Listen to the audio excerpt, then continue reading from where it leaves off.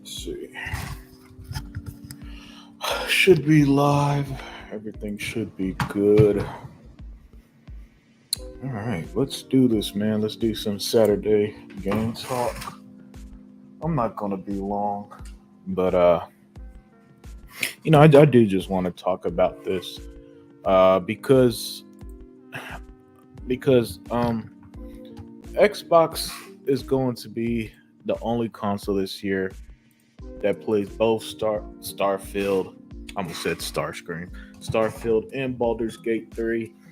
And since the PlayStation fans can't claim it as an exclusive, and the gaming media can't claim it as a time exclusive, now they're trying to pretend that people still use split screen. And so, matter of fact, I'm even leave this one up to the chat. I'm gonna ask you guys if you guys are still using split screen in video games that have, games like Borderlands, I believe, still have split screen, right?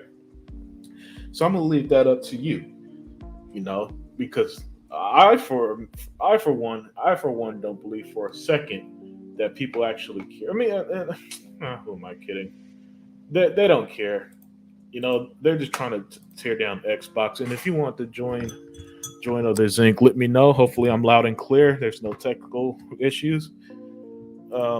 Hey, what's up, Luis Jimenez? Nope, don't use split screen. Yeah, and, like what was the last game you guys did use split screen? Because the gaming media out here pretending that everybody's playing. Hell, I guarantee if I went to matter of fact, let me do yeah, vodka. Okay, so vodka. That's vodka. Seems like that's one vote for split screen because you said you must want to fight. Ask me about split screen. So that's one for vodka. So that's one person that uses split screen. And you know what? Let me also do this. Let me go to Twitch, right? Because Twitch is going to be the fastest way to do to. Let me just see something on Twitch, huh? Let's type in Baldur's Gate 3. And let's just go down and see how many people are playing via split screen on this game, right? They're currently, a lot of people are playing Baldur's Gate 3. So we're going to take a look. We're going to look to see, hey, who else using split screen on Baldur's Gate? Because so far it looks like it's zero. It seems like not a single person's playing this fucking game on split screen, at least on Twitch. And I know that Twitch is technically, is what we call anecdotal evidence, right? This is not some professional way of counting it. But this is just an experience because according to the gaming media, it looks like it's a travesty that the split screen on the Series S version of Baldur's Gate 3 won't launch. So if it's such a travesty, I need to know.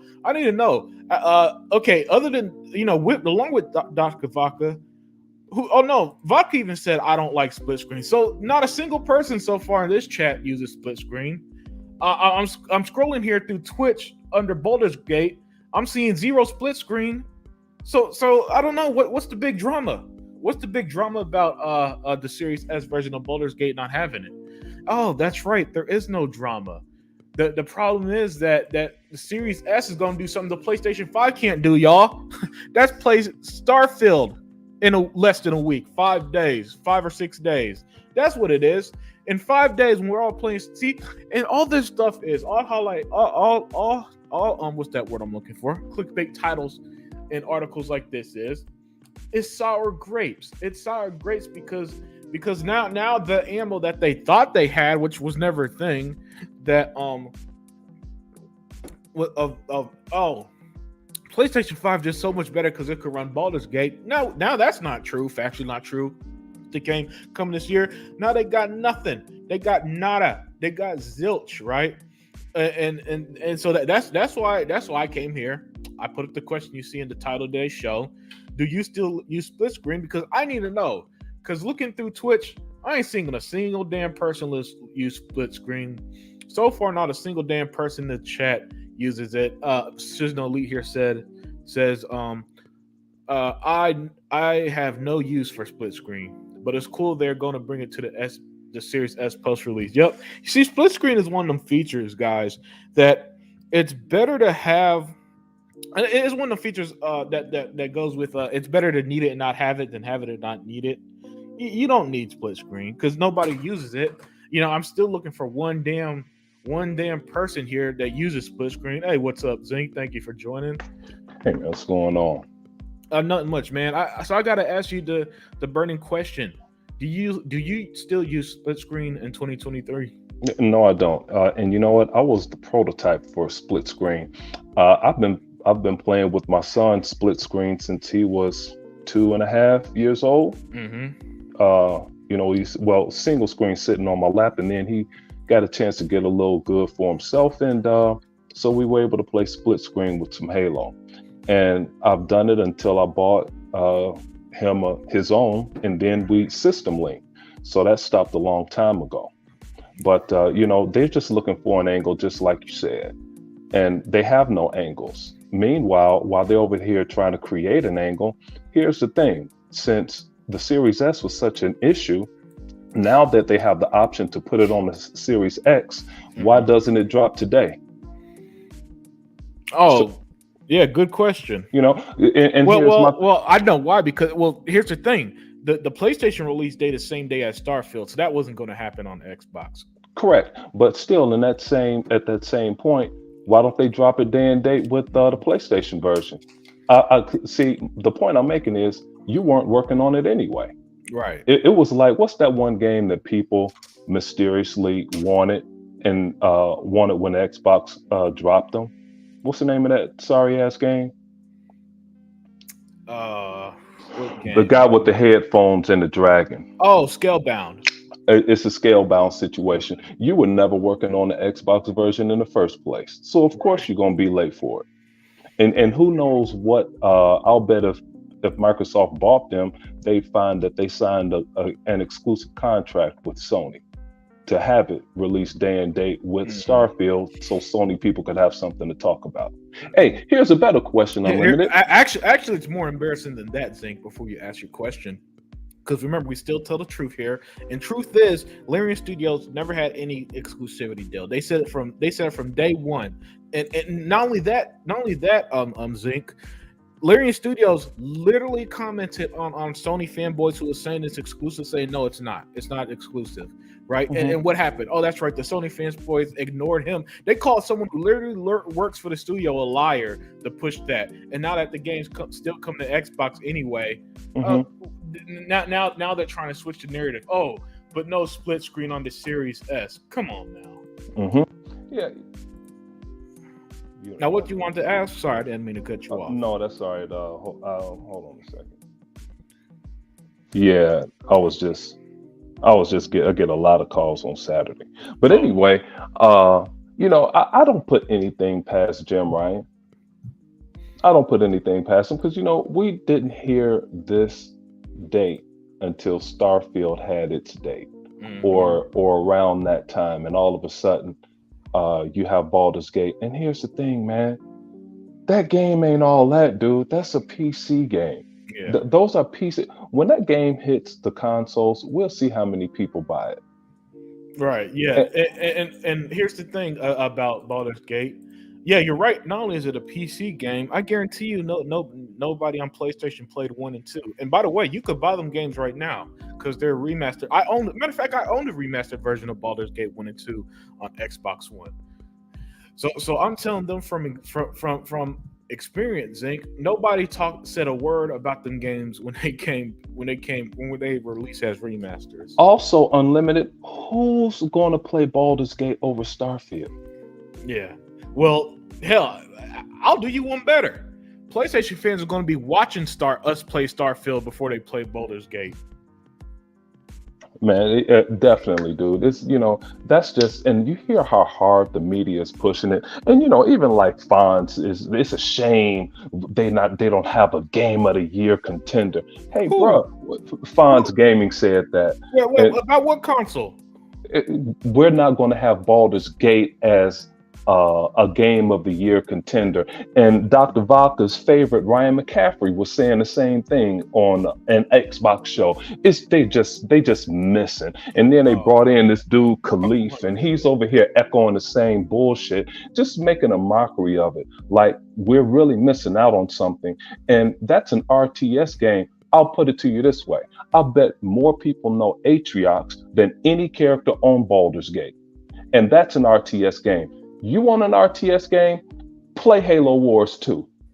Great game. Play that. We have one. We have two. We have a few. Yeah. And you're absolutely right, man. And but that's the whole point. It's just they're so scared. Here's the thing, Zink.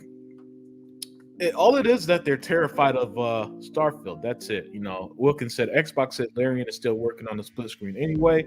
Split screen is broken on the Steam Deck. Hold on, where's all the articles about the split screen on the Steam Deck then, Wilkins? If it's so, it's the world's most important feature, Zink, not working on the Steam Deck. Come on, man, where's your outrage articles? Where's the people saying that they're selling their Steam Decks? Wait a minute, Wilkins just called somebody out? Well, I don't know. You might be on your phone, so I don't know if you could see it. But on screen, I have Wilkins' comment right here. Xbox said Larian is still working on split screen. Split screen is broken on the Steam Deck too.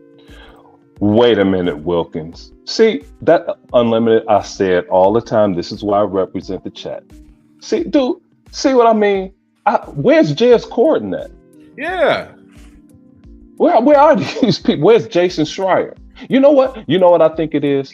I think the game is in development hell over there at Larian Studios. that must be it. It must be development hell. This is insane. It's definitely not the ninth level hell, because that's where Factions is at. Hey, discovered by a Bungie studio. It's like, what the heck is this? You know, see, these jokers, man, when the truth comes out, it really comes out. That's absolutely hilarious. They talked up Factions. We saw nothing about it. Hey, and you know what? Where's Sony at Gamescom? We have this big holiday-like gaming festival, and there's 50,000 square feet of... Go ahead. Oh, no, sorry. I was just talking to Hebot. I sent you the link. Continue. Yeah, dude, you know, you got 50,000 square feet of space. Speaking of Hebot, he had a good show the other day. Yeah, I caught it last night. Unfortunately, I couldn't make it there live. Yeah, we got a chance to clown a little bit in the chat. Hey, so anyway, you got 50,000 square feet. I'm not hearing no doom and gloom for Sony. Unlimited, they have no games, dude. None. Hey, you know what? Where's Kid Smooth at? Because they're not advertising at Gamescom with Spider-Man. I haven't seen it yet. What's going on? Great point, Zink. Yeah, man. All the people that went to Gamescom, all the people that got to preview these awesome games. Where's Spider-Man? Where's that Spider-Man marketing? Where's that Spider-Man advertisement? Where's that Spider-Man commercial? Come on, guys, step it up. Hey, I want to ask all of the guys that got a chance to go out there, where's the bus at? Were they riding around in buses with Spider-Man and Wolverine on the side of it? You know, where's everybody at? See, dude, I've been wanting to do this, dude. This is just, I'm just going to be disruptive all throughout the show, because I'm just going to call all of these fake media types out, and people want to pledge their support for Metacritic, and we'll see what the Metacritic score is. Why would any Xbox person trust Metacritic when IGN holds the weight of 3 times the normal person or site voting on Metacritic? Why should we trust Metacritic? I'm glad you brought that up, because I'm seeing way too many people in the Xbox community hyping up the Metacritic for this game. And here's what I don't like about that. They're the same people who, when Redfall came out, said Metacritic don't matter, and now it matters again with Starfield. No, it don't work like that. I need consistency. Either Metacritic matter to you or it don't. To me, it's bullshit. Because I think it's first of all, have you seen some of these review sites? Zink, what do you like when Zelda came out? What do you think of a site called Nintendo Universe and Nintendo Forever and Nintendo's the greatest.com? What like you know what I'm saying? What review do you honestly think those sites are going to give a Zelda game or PlayStation Universe? What review do you think that's going to get? They're going to give to Spider-Man? And then they tell us how perfect Zelda is, and it may be a great game, but you destroyed Redfall to death for 30 frames per second, and this drops to 18 frames per second at 720p. And then you give them an excuse. Well, it's sort of like a handheld, and they're not really shooting for that. Hey, bro, well, step your game up. Don't they ask us to say, hey, demand better from Xbox? Yeah. Who's demanding better from Nintendo? The demanding better, Zinc, only applies to Xbox. Because Nintendo, My bad. Yeah, You're right. yeah. Vodka said Game Rant is asking, will Starfield hit PlayStation 5? And yeah, that's a little article. I just put it on screen. I saw that bullshit too, Vodka. Here's the kicker. Published 11 hours ago. And Hebot, thank you for joining. Hey, brother, thank you for sending me the link. My brother Zink. What's going on? My brother Zink. We got hyped up, Hebot. I'm going to apologize to you. And here on air, I'm so sorry. I did not see your message. So I couldn't send you the link, but I would love to have you on last night with me. So please forgive me, okay, brother? Unlimited. What happened? Hebot was doing a show, and he said, "Other Zinc, if you want to jump on, just send me a. I'll send it through your Twitter." He know I'm not on Twitter. My bad, bro. So Hebot and I had a great conversation some time ago, and so I had his phone number, so I sent it to him through that, and he saw it at the end of the show. But sometimes, like, I like kicking back, listening to Unlimited and Sega Man do a show, and I fall back in the chat. But I had a lot to get off my chest today. We echo into a little bit. Yes, sir. Yeah. Hey, Hebot. So Hebot, I gotta ask you the world's most important question. And Wilkins, I like Wilkins' comment here. Split screen is holding gaming back, not the consoles. Too demanding with barely anyone using it. So Hebot, do you still use split screen? Because if anyone who's probably still uses it's got to be you. Let me tell you something. I have 4 boys that I can co-op with in my house, right?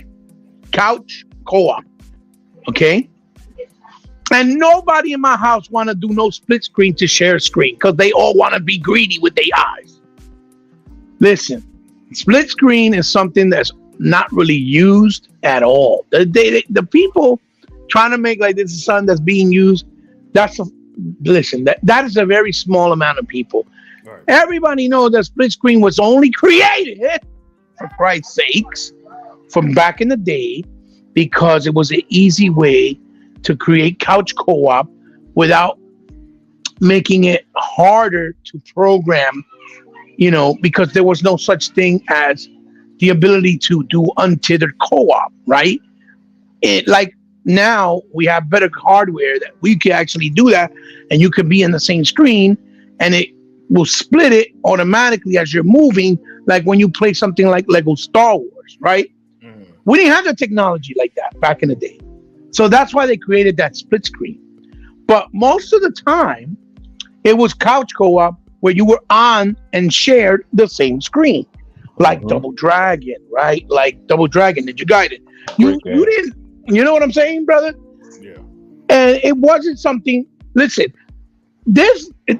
Larry themselves said that it was them. They wanted to make sure, right, that they had the best quality on every version. It didn't matter if it was the S, X, or even the Switch. They wanted the best version they can possibly produce to bring out for all versions. And since Microsoft has, I guess, that mandate that just bring it out on both consoles at the same time, and they couldn't manage to get the split screen to work for the S version, I guess they figured, and that wasn't even all it. Phil Spencer even was talking with Destin, and of course, I always tell people to listen to what Phil Spencer said versus an article, because of course they always take his words out of context and make it mean maybe something else. Yeah, every time. Mm-hmm. He said it's a priority that they go for first because they have the numbers. Just like Unlimited, Unlimited is pointing out that not that many people play, if that, and you prioritize yourself in development. And now, what I've been saying for the longest time, Phil Spencer is now telling everybody how bad COVID affected everybody. Just like the ZeniMax people. We hired them, then we bought them, then everybody went home. You know, but see, the real effects of COVID is everything is a step behind. Everything is a step behind. So now when you come to prioritizing a game, so you're going to make what's best first. And that's all they're doing. Just like Forza, they could do whatever they want to do. Well, but they're prioritizing things first. Right.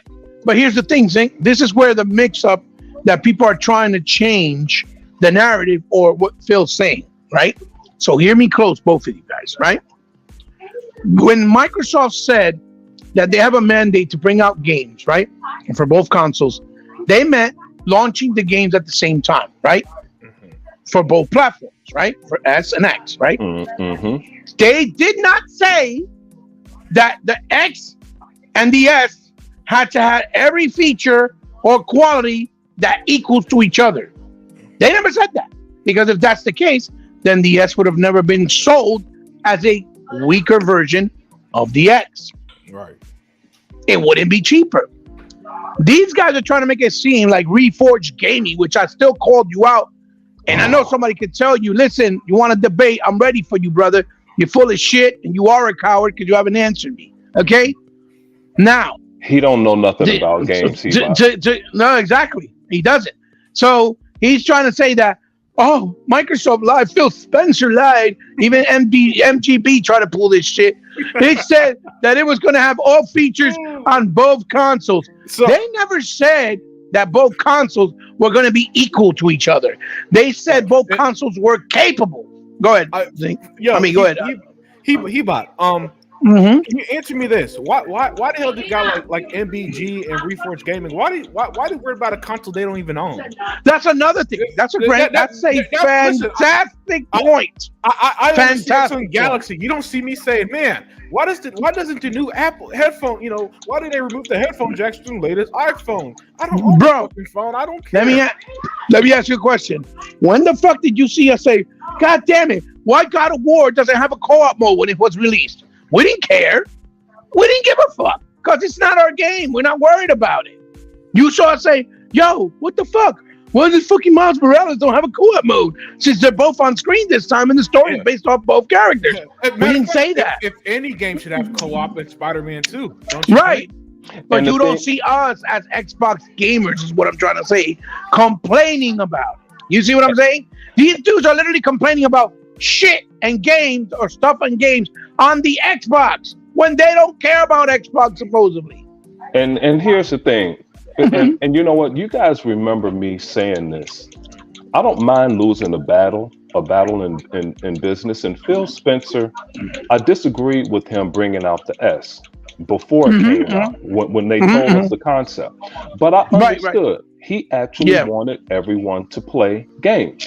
And a $200 difference means a lot in a consumer's mind. To some people. To a lot of people, $200 is a lot of money. So that's right. And when I listened to Jason Ronald explain that the Xbox is scalable, I understood what he was saying. And my main reasoning for not wanting that second console to be that much lower is because of this, what we're getting right now. People complaining and giving them a reason to say something, giving them an angle. And when you're trying to kill an opponent, you cut off all talk. So they have to stay focused right here. Right. But I'll still say he did the right thing because everybody wants to play. But here's the thing. It's like Ford products. You have a Lincoln Navigator. You can't expect the Ford Escort to have Lincoln Navigator parts. It's not meant to be a Lincoln Navigator. Yeah, it's like Toyota. Go ahead, Unlimited. I'm sorry. And here's the kicker, guys. The Xbox Series S owners don't care. I guarantee. Listen, I've yet to meet a Series S owner who's like, "Man, I sure regret getting this console." No, you know what every Series S owner does? Like, holy shit, I could play recent games for $300. Oh, yes, yes, very true. The reality is, those of us who cares about the 60 FPS and the 4K resolution, we're in the minority. there's a reason why 70% of Xbox Series S owners are new to Xbox, and why Yes. the opposite is for the Series X. Because That the S. Yeah, the X, Out. and if you don't mind, let me finish my. No. Go ahead. Go right ahead. It's just something I thought about. Yeah, the Go plan ahead. for the S from day one, guys, was always, hey, here is the more affordable console. And you know what people who aren't mega hardcore gamers or collectors like us said? Holy crap, I could play Starfield for $300. I could play Halo for $300. I could play Fortnite for $300. Sign me up. So go ahead. No, that's a great point. But what I was going to say, because you reminded me when you said it out loud, that the full point of the S was also, as you remember when Phil elated and said that it was to appeal to newer audiences so they can feel an easier way or path to come in to become an Xbox gamer on their ecosystem, right? Yeah. Instead of just flat out saying, oh, this is the X, it's 500, because then that'll make the console sales kind of drought. That was one thing. And it worked because people that weren't hardcore Xbox gamers or that were curious about Xbox went for the S because it was a cheaper buy and bought into it and could have games like on Game Pass. That's what the whole idea was behind it. That's number one. Number two, Phil Spencer also knows, right? And he also said that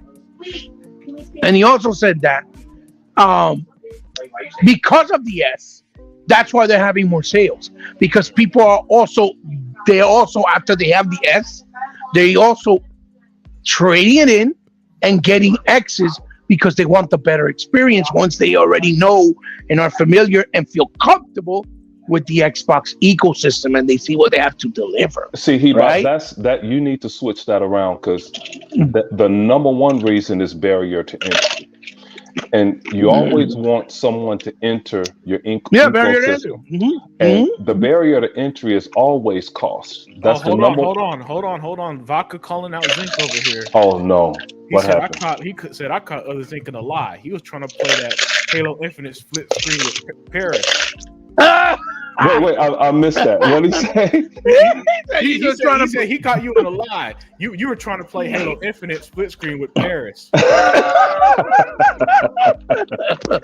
Oh God. Yeah, leave it up to that guy. But you know, when you're in product planning, you always want to go see what the barrier to entry is. You know, even though everyone can't afford that navigator, still the navigator, it trickles down through the other products and you'll get some of the amenities of the navigator without getting the full features. The S is giving you some of the amenities of the Series X and allowing you to still drive your kids to McDonald's. So can the navigator. All the Series S is doing is allowing you to play the same games, you know, and the barrier to entry is very small. So you get them in there that way, and then you can upgrade from that point when people have the rest of their money, so to speak. Yeah, absolutely spot on. Oh, Zinc, not Zinc, but Tuck was trying to get in, but hey, fellas, I'm in. Oh, Hebot was the one who dropped in. All right, Tuck, what's up, Tuck? That much. What the hell y'all talking about today? Oh man, I just need to ask you the all-important question, Tuck. You know, do you still use split screen in games? Okay, but then one, you know, can I just tell the honest the truth? Yeah. Who gives a fuck about split screen? Apparently, Tuck, it's the world's most important feature. And it's the media. Everybody is talking. Hey, Unlimited, you guys reminded me of something. I don't want to forget it. We'll get back to Tuck. Real quick, check it out. Hey, Zinc, real quick. What I was trying to say when you were talking, but I got cut off because the shit cut off on me. Sorry. Is that Phil with that point of entry? He basically did what was ethically right in order to get other people 100%. In. That's why I bowed out, and I'm like, no, he's right. You know, because and it's really it's even though but you were saying even though for point of argument, if he took it out, he would shut down all the dummies. Yeah, he would. They weren't doing that because Forza Motorsport is going to be so technically superior than anything that has ever been brought to a console. It's going to shut everybody down. Yo, right. Zinc. Go ahead. Apparently, according to This is- Gamescom, it's running at 4K 60 with ray tracing. Yes, So yes. Forza, the guys at Tor 10s, they still better be giving their ass raises for cool vehicles. See, this is what I don't like about Dr. Vaca and Wilkins and those guys. Why didn't they just catch you on the lot, Unlimited? Put it down there. Yeah, I don't they care. should have Unlimited. You I'm the lie. sorry. I'm sorry. But Dr. Vaca won't call you out on just lying now, Unlimited, because YouTubers have been saying, I haven't heard anything about ray tracing. What's going on with that in Turn 10? And you know what's the funny part? That the even 7, from what I understand, in the Horizon had a form of ray tracing, even back in the other generation. Yes. You understand? Forza And that's what makes me Motorsport laugh. had it. Mm-hmm. As a matter of fact, the first game to have ray tracing on Xbox, believe it or not, which it had some assets of 8 ray tracing said by Crystal Dynamics herself, was the Tomb Raider Part 2. Was Tomb Raider 2. From the remaster one? Yeah, That was the Rise of first the game. Tomb Raider. Yes, Rise of the Tomb Raider. That was the first one to have ray trace assets in the game on Xbox. Yeah. All right, my bad, Tuck, for derailing for a little bit. Go ahead, Tuck, get in there. Well, this is one thing I don't get about the whole thing. I mean, you've been hearing all these stories. All now, the Xbox Series S is a problem. And I'm saying to myself, I said, what's the problem? Hell, I said, don't forget they just came out with Immortals on it, and it got Unreal Engine 5 running on it. But all you hear these people talk about, all the Xbox Series is the problem and all that stuff. I said, listen here. You talk about a split screen operator, okay? You talking about just split screen. So man, I haven't played split screen. Damn, God, y'all. Let me tell you how long it's been since I played split screen. Ooh, I can't even remember when the last time I played split screen. It's been so damn long. I mean, man, these people need to get a life. I mean, these ponies just keep on pushing the narrative, and they just ain't liking things the way the things are going. I mean, first they're gonna say all the Xbox Series S is broken. It's a half-ass machine. Nobody want a half-ass machine. Man, ponies, let me tell you right now, and I'm gonna tell you that at the bottom of my heart. Kiss my ass. Okay? Because it don't make no sense. Tuck, I could help you. Check it out. It don't have anything to do with frame rate. So how is a game broken? Tuck, I could tell you when the last time I played split screen. It was right before online was dominant. We did it a little bit with the Dreamcast. It was good, but our Madden League when online became a big thing, dude, that's the last time we played face to face. We went. Dude, that was super damn 20 years almost, I think. But around that time, it was like 15 years, I say. And that stopped everything. And I started it by having multiple Xboxes in the house because I bought one for my son. I moved his upstairs and I sent the Ethernet cable through the floor down to the router in the basement.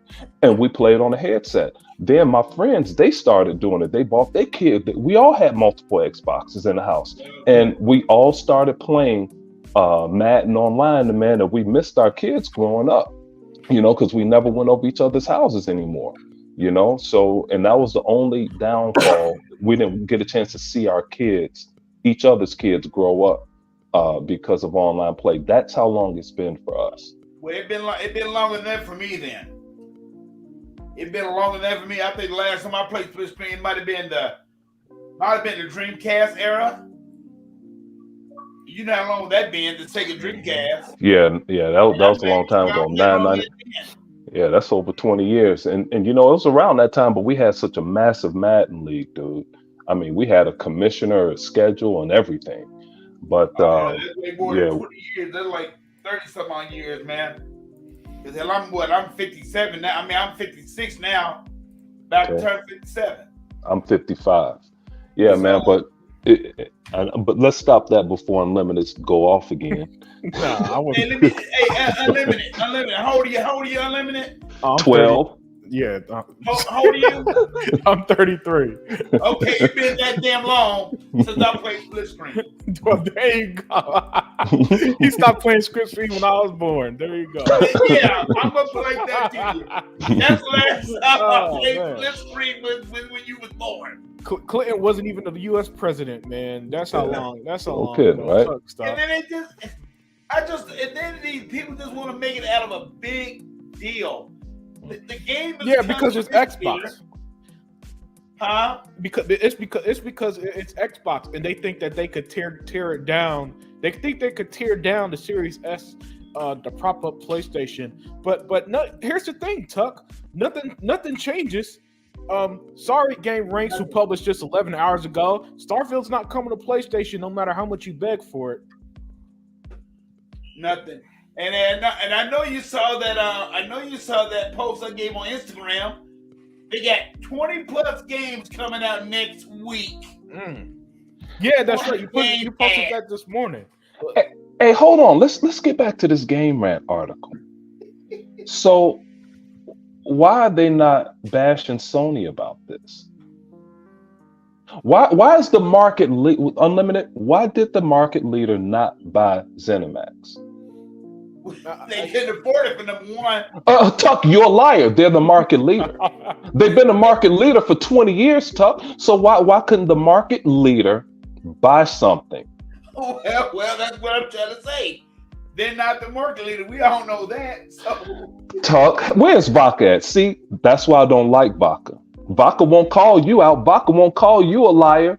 But hey, Unlimited, let YouTubers say it. But Sony, I listened to 2 podcasts this morning. All I heard how Sony is such a market leader, dude.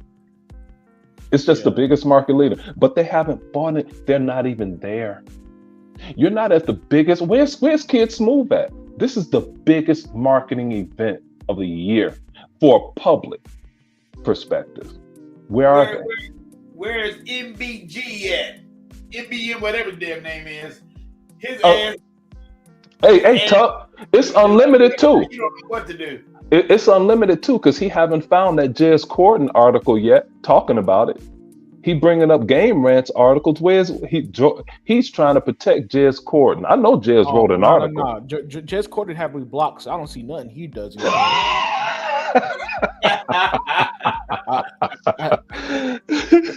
He got mad. He got mad at me because he's the one who said his favorite console is the Nintendo Switch. Then when he put out a bullshit article, I'm saying, "Hey man, you're a Switch fan. Why you complain about Xbox?" And he blocks me. I mean, well, if the Switch is your favorite damn console, then why get mad at me for pointing out the truth? See, Unlimited, our problem is we listen. I've said this to people before. We listen to what people say. Dude, every time you ask him what his favorite game is, it's a Nintendo game, it's Pokemon, it's World of Warcraft. He never says Xbox anything. Never. But yet you report on Xbox all day. Bruh, go do something else. Yeah. Faded Blaze said, have you heard UK Foxy Games? He repurchased his Xbox Series X and the ponies turned on him. Yeah, I saw that. Yes. And let me say this about him. I got no sympathy that they turned on him because Faded Blade, 3 years ago, one of his most infamous lies was that the PlayStation 5 was going to have 13.3 teraflops, and he pretended to be an insider. Everybody ran with it. Everybody was making YouTube videos of it. Articles were written about it. And when it came out that it was wrong and he lied, did he apologize? Did he say, "Sorry guys, my info was wrong"? Nope. He doubled down. He doubled down and continued lying more. So I have no sympathy for him. I have no sympathy. You know, he was also one. I believe he was also one that pushed that RDNA 3 bullshit. RDNA 2 wasn't even out, and he's saying the PlayStation 5 somehow has RDNA 3 and 4. And again, lied to their face. People ran with it. People trolled Xbox, and now that he's trying to jump ship to Xbox, he wants sympathy. No, go fuck yourself. You liar. Kidding. Definitely. And here, I apologize. Paltrex gave us the answer as to why Sony didn't buy ZeniMax. Paltrex said at 2:37 because they don't accept Chuck E. Cheese tokens. These jokers over here. Sony ain't nothing but Sony is a Fisher Price company. That's why they brought out that. And Hebot talked about this in his show. That PlayStation Portal. Hey man, but anyway, I'm glad. PlayStation Portal. That thing's gonna flop as hard as PlayStation VR. Even faster, unlimited. At least other people can guide people into PSVR because VR was trying to get a foothold here. You have to have a PS5. You have to have of course the Portal. That's $200. These jokers didn't even put Bluetooth in this thing, so you're forced to buy a PlayStation headset. You can't take it outside of the house. This is absolutely ridiculous. Jez Corton wrote a scathing article killing Microsoft because Sony passed them in cloud technology with 4K, and it doesn't even use Sony's cloud service. This is terrible. Just flop. That thing is so dead that I don't even. Again, my theory is that the only reason why Sony keep releasing these sorry ass products is because they already spent so much on the R&D that they got to recoup something back. Correct. Because the PlayStation VR 2, 600,000 units. Like it can't even cross the million mark. And by the way, they keep saying, we shipped 40 million. Well, they say sold, but we know it's shipped 40 million PS5s, right? Then where the fuck are these? Why aren't they buying PSVR? Oh, that's right, because it's $550 and nobody wants to play as a gimmick. You're spot on. And this is a number gimmick that's going to flop. What? Go ahead, Zink. You're so spot on. They're getting rid of things. That R&D for this thing was a lot of money. So it's like, hey man, let's package this thing and ship it and flip money from 100 show. We never believed those PlayStation numbers, dude. I mean, never. And then 100 always talked about smoke and mirrors. This is the essence of smoke and mirrors, dude. And this whole Gamescom thing shows you how hard everyone protects Sony, because nobody is bashing them. Hey, Tuckmaster, you remember when you and your boys were dogging out Microsoft last year when they didn't have a big presence at Jeff Keighley's award show? Everybody they destroyed Microsoft for months. Now you hear at Gamescom, where's everybody at? I can't find nobody. Nobody is punishing Sony. You ain't gonna find nobody.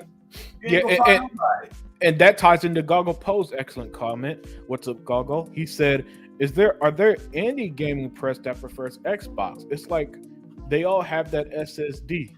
Yeah, man. It's hard to find. Let's put it that way.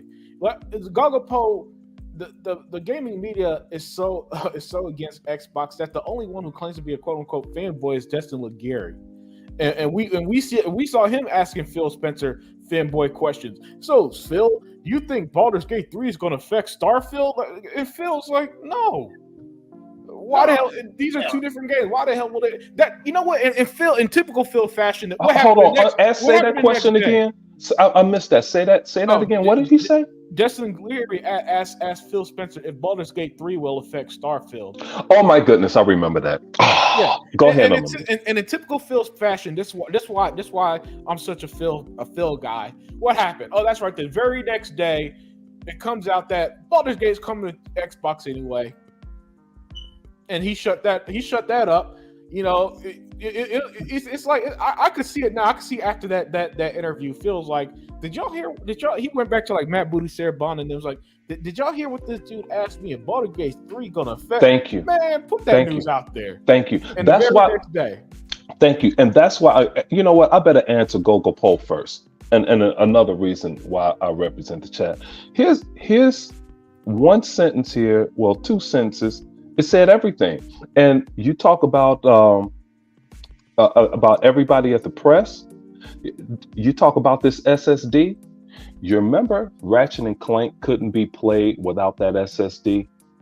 Now they list Forza, you must have an SSD. Mm-hmm. That's next gen gaming. You have to have it. But I'm glad he brought that out, because more and more things are starting to surface now of who the true next gen console actually is. Yeah. And the thing, man, you just think about it, fellas. What is so special about PlayStation now? Nothing. Not a damn thing. Word up, Tuck. They only got one game coming out, and that ain't nothing. I'm just gonna call it just like it is. That ain't nothing right now. That's not gonna set for no damn 25 million system. I guarantee you that right now. Now Told a lie about that bullshit. Tuck, you our boy, man. But I got it. You see what they did the first quarter of this year? 3.5 million. First quarter of last year, they only sold 2.5. So, like I said, why the hell are you telling me that? Okay, we just came out of a pandemic. You couldn't even find these damn machines 3 years ago. So why the hell you get 41 million at? And then you got your investors all pissed off because y'all not selling games. So they're not selling games, fellas. I mean, that's what the investors are mad about. And if I'm not mistaken, I think the president came out and said around 3 months ago that that we got all these consoles out here, but you're not playing your games. You're not playing your exclusive games. Okay, y'all. Final Fantasy came out. How many copies did that sell? 3.5 million. You being nice, Tuck. It was 3 million. Stop being nice. We don't do that. Be nice. You got me caught me in a lie. See, I'm just being nice. Damn, I didn't know it was just 3 million. Yep. He's nice. And then you got the damn thing catching on fire. Going to these damn events. See, damn plugs catching on fire and all that shit, man. Now that's the reason why the catching on fire thing is so bad that even at Evo, PlayStation 5s were melting the USB cords that were, right. Because it's better because the latency is a little better when you play wired, right? So a lot of pro gamers they'll just use wired controllers. But at Evo, the damn thing was running so hot, it was melting their PS4 5s at the Evo fighting convention. And you know what? Imagine. Imagine. No, I said imagine being an owner of something and your own product can't even perform in your own shit. Hey, Hebot, imagine this. Imagine being Jez Corden and not writing an article. Imagine the entire industry and nobody is talking about that. That's because Jez is too busy fucking eating, getting fat. You seen him? God.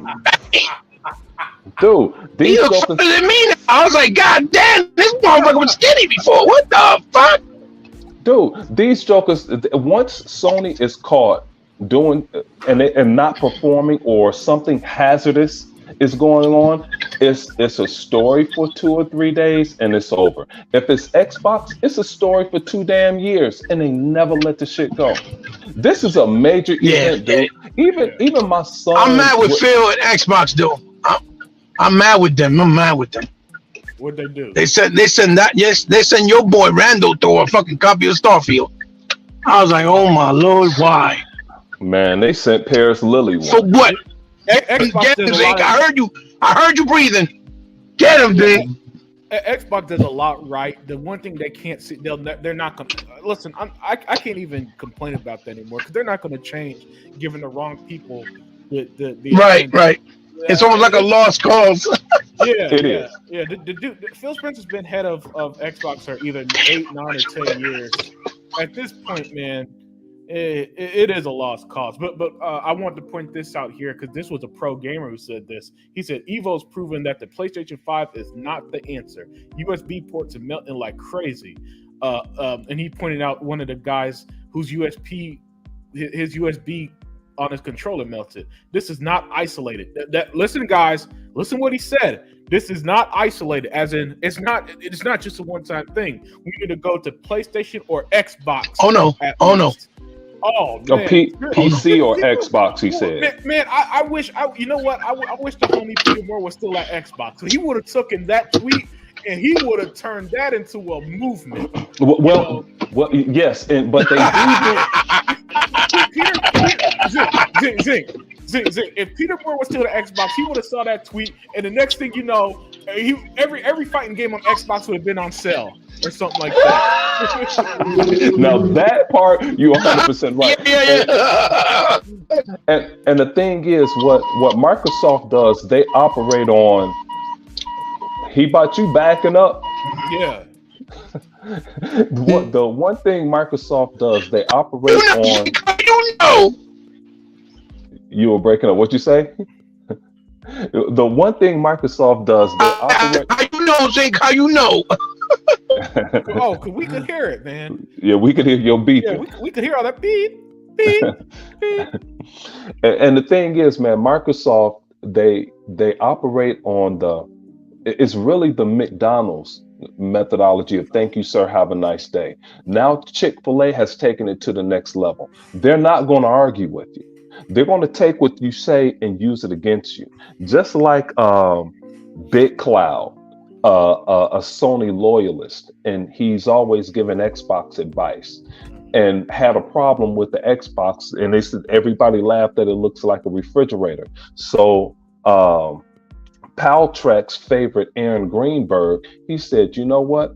We'll give everybody a refrigerator after we make this massive refrigerator and use it as a marketing tool. And then he said, I'm sitting in front of the world's most powerful refrigerator. And Big Cloud didn't like that. He said, that's so unprofessional. Is it really? So now they're using what you guys say about Xbox against you. Now you don't like it. Okay? It's like Yeah. It's good. It's all fun and games when it's a troll. Yeah. That's when it's all fun and games. When it's a fucking troll. Mm-hmm. And then when they come back at you and punch you in your face, now you have a problem. It's like Chick-fil-A. You can throw water in the Chick-fil-A's he about your beeping. You could throw. Yeah, man, that's loud. Sorry. You could throw water in a Chick-fil-A person's face, and they'll say, "Thank you. What is your order?" You know, that's why Rand and all of those guys, they know the people that do them wrong. It's like, yeah, well, Paris, we'll put you on the show, Paris. We'll give you 20, 30,000. Present this show for us. It just don't work. Sometimes, eventually, they're going to have to realize that's a lost cause. It's like, hey, man, stop spending money on these guys. I hope it ends up that way. Yeah. Look, if it would have been Peter Moore, he would have done a commercial the next day. Buy the world's most reliable controllers on sale for $39.99. Yep. Yeah, that would have been beautiful. That would have been beautiful, man. Yeah. Rest in peace to Bob Barker, man. I saw he passed away earlier. That's right. What, did he? Yeah, man. Bob Barker passed away today. Who passed away? Bob Price is right. Yeah. And Unlimited. Oh, Bob Barker, really? I didn't know that. Wow. Yeah. And Unlimited, this is actually before your time, dude. I mean, he was legendary with us growing up, like Mr. Rogers' Neighborhood, the Brady Bunch. Yes, sir. Yes, sir. Yeah, dude. He was it, man. We would watch him and then go out and play in the summer, dude. That's big. Yeah. Although we were lied to big time, other thing, because Mr. Brady wasn't really making them babies. He was taking it up the yin yang. Well, he was a porn star, but we didn't know that, you know. But they did give us a dope ass show. What you do over there, hey man, that's Bob Barker was a porn star. No. Oh, okay. Mike No, the father of the Bradys, he was actually gay too. Yeah, he was actually gay too. I think he died from AIDS. If I'm not because he was gay. Nobody knew though. Nobody knew. Mm-hmm. Yeah, nobody knew. Yeah, nobody knew, but again, like Zig said, what you do over there is your business. Yeah. He was still one of the best dads on TV too. Look at my location. Correct. Yeah, he made a great show for us. You know, we didn't know that as kids, and you know how promiscuous he was. You know that he was in porn and stuff like that. But we didn't. You know, it's like what we didn't know what our parents did. You know, with YouTube, kids are corrupt today because they see things a little bit quicker, well, a lot quicker than we, saw them back in our day. Yeah. Vodka said this podcast is lunch with unlimited production. Yeah. Well, I don't do these afternoon ones too early, man. It's just I had nothing to do today, and I got stuck on a game I was playing. So to calm down for a bit, I was like, let me hang out, talk some video games. Damn, a lot of people died this week. Holy moly! Oh, yeah, a lot of people did die. Real quick. I tried out Armored Core last night. It's pretty sweet. It's pretty sweet. Unlimited. It's nice. I'm gonna try to do like video clip and put it up so people can check it out. It's pretty sweet. Yeah. Man, there's so many games this year. I forgot that came out this week. Now, with that said, I heard, and I could be wrong, but I heard that game also doesn't have the best optimization on Xbox, and I don't know what's up with From Software and optimizing their games, but they just, for some reason, they get a pass. They get a pass because all their games releases that way. Hey man, so far I'm playing performance mode. It's been okay so far. 100 said, I seen no issues. 100 talking about the PlayStation Portal. He said, "What R&D? They went on Wish and bought a bunch of $25 tablets." Yes, that was good. I was meaning to say that. Yeah, that's a good one. It is. It's an excellent one. And they're just going to they say, hey, we have all of these. A few people will buy them. We'll get it out of the way. We'll get some of our money back, and we'll move on to the next thing. Because that's what. And then it's not. It's like the other stuff. It's backwards compatible with nothing, but we did talk about how you can't use anyone's headsets with it. Yeah. Only their own. Paltrack has a good one. What's up, Paltrax? He said, "Oh, Sony making a streaming device. Sony must be getting out of the console business, right?" Yeah. See, that's what I'm talking about. And speaking of, sorry to cut you off, Zink. Do it. Speaking of which, man, Phil had to reiterate recently about them not getting rid of consoles. I think it was the Xbox On interview, and I'm just like, yeah, man, Phil definitely hears all the nonsense because he just be answering everything. Everything, man. Go ahead, Hebo. He said, what was not one of his new legendary lines? He goes, "I got the entire list of backwards compatibility games that we still didn't bring to you, stamped on my forehead." Oh, that's right. It's all 220 games. That's what he said. All 220 games. So I got them stamped on my forehead. Because you know how people try to say he don't care, like it's his fault. When I keep saying it's the developers and publishers that have to do cooperating, not him. Yep. But Yep. Hey man, let's get back to Paltrax here.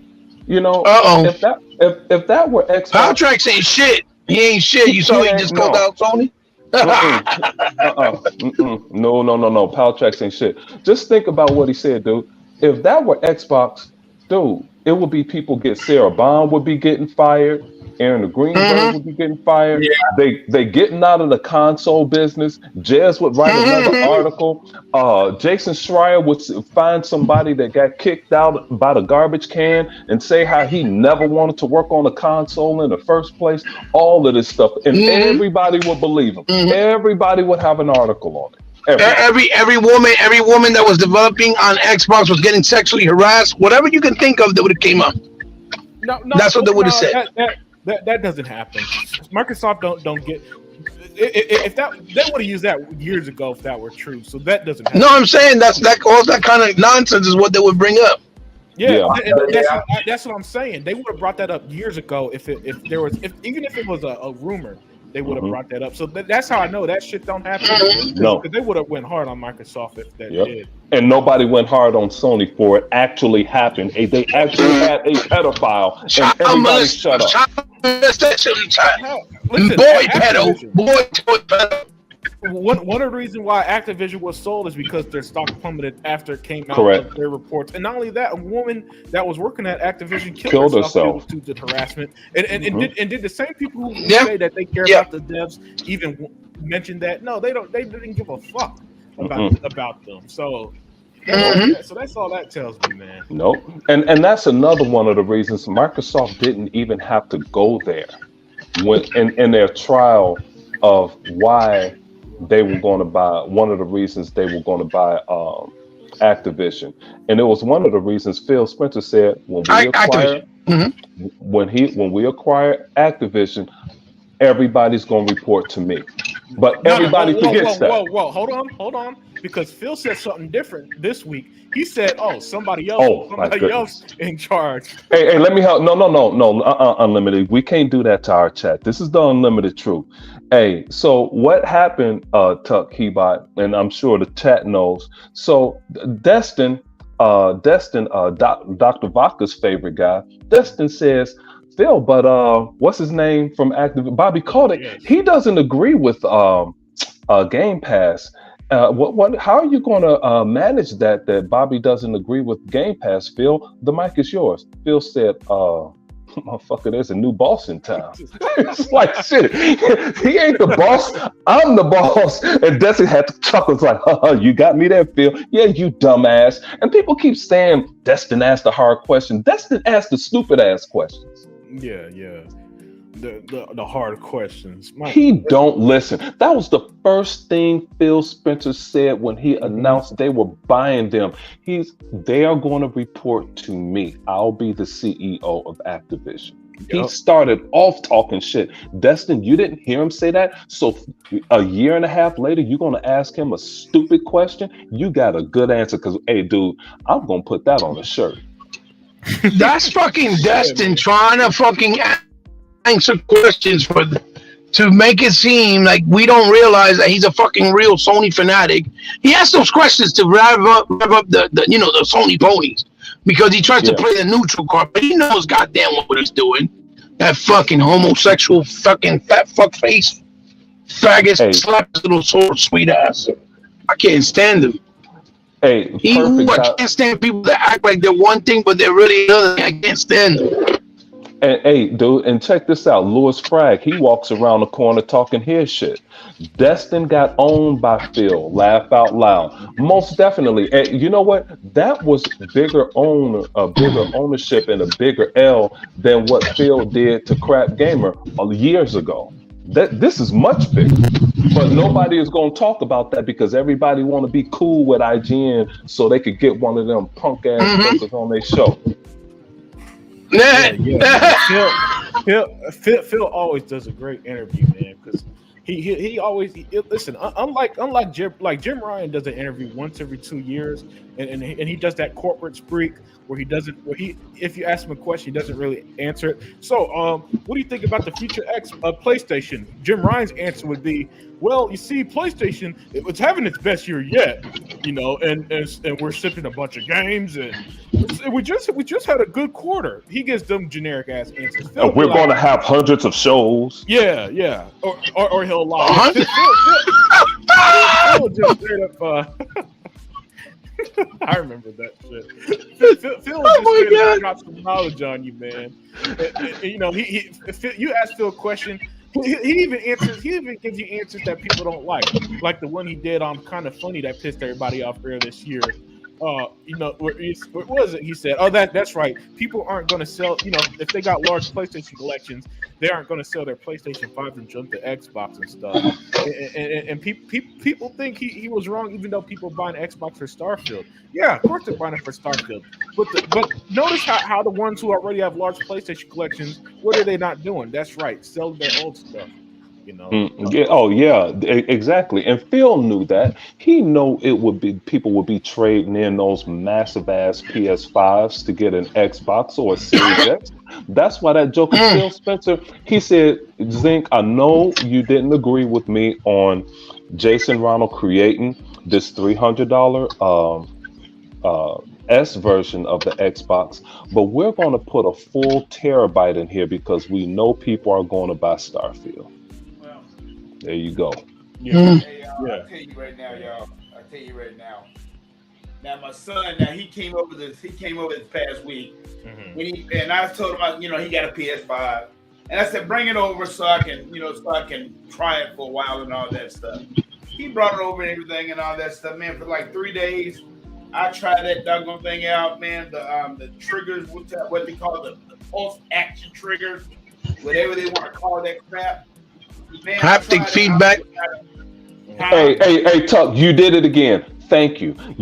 I thought this when you said something before, I forgot it. This time I gotta interrupt you. You talking about the force feedback of the controller. Hey, Right. back to Shizno Elite's favorite peripheral, this new PlayStation Portal. That thing have the battery life of a hey. It have the battery life of the DualSense controller. It's only like 2 or 3 hours, man. Yeah, that thing's dead. Thank you, Heat. Thank you, Tuck. Man, so what I did, You want to talk about throwing away R&D money? So I'm going to try it and all that stuff. And I said, okay, I want to see what Ultimate's talking about with the control feedbacks and all that shit. Man, dude, it was boring as hell. I mean, like you said, you blow on the controller. I didn't feel no air. I didn't feel shit. So, I mean, man, and what my son did, let me tell you, and I talked to my son, and I told him, you know what he did? He just bought it. He just bought it. He wanted to take that son right on back, got his money back. Got his money right on back. He's smart. Said, don't buy that. And I just told him, don't buy that dog shit no more. I said, they come with a true system because you know that you play the majority of your games on your Xbox. Just tell your friends to switch over because they're going to switch over eventually anyway. Mm-hmm. Hey, speaking of your friends, we were all talking in the Spaces, Tuck, about you, and we can't wait for you to get near the water cooler a week after Starfield is out so we can see what your Sony friends are saying at your job. Oh, shit. Hey, man, they don't even talk to me no more, man, so you don't even worry about that because half of them motherfuckers right now, they turn their shit in. They say because I turned and talked to like 3 of them. You know, they texted me last night and they said they turning their PS5s in and getting the Xbox. So a lot of people changing, man. And like I say, a lot of people is changing. They know what's going on with Microsoft. Hey, before you read that one, you were on Shizno Elite, and he thanked me for bringing up what Phil Spencer said from Jump Street. And Shizno Elite and I, we'll be in certain chats, you know, and we did this some time ago. People wanted to bash Sea of Thieves from the way it launched. They can't. And before, I kid you not, damn near 6 months before the game hit the store shelves, they told us, we're going to develop this game seeing how people played the game. Mm-hmm. And that's exactly what they did. And people wanted to jump on them when they told you what they were going to do. They didn't hide anything, you know. And, you know, it's what I always say, man, just listen to people versus if there's a video to watch the video. Forget that article, because journalists always put their stupid ass spin on everything and ruin everything for all of us. Go ahead, Unlimited. Yeah. It would make us a better one. See, this would make it so good, y'all. I went to Best Buy. I mean, I went to not Best Buy. I went to a game. I went to a game something like in the last 4 or 5 months and all that stuff. Mm-hmm. So I was talking. So I went on and talked to the the district manager and all that stuff. I met her and all that stuff. And you know, she said she had a PS5 and all that stuff. She said she got their service and all that stuff. And she even said herself, she said, hey, you know what? She said, it don't have nothing compared to Xbox Game Pass. I mean, it don't have nothing compared to Xbox Game Pass. So, and she said, when Starfield come out, and she said, I'm very serious. When Starfield come out, my PS5 might be going in. She said, it might be going in because really, you think about the next couple of years, I mean, Xbox going to be coming out with bangers after bangers for the next 3 to 4 years, and what is PlayStation really coming out with? Absolutely nothing, dude. Phil also said that this week.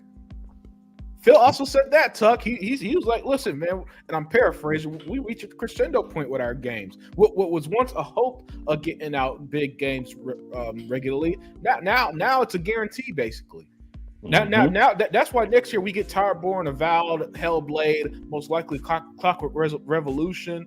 The next Gears is in the works. You know what I'm saying? And all the while that's happening, guess what? People are still playing Halo. We know they're still playing Forza Motorsport because that game has reached 33 million players. Mhm. And Starfield, they'll still be playing Starfield. So Xbox guys, Xbox has reached this point of not only do they have the games that the money making games, your Halos, your Minecrafts, and so on, and soon the Activision games.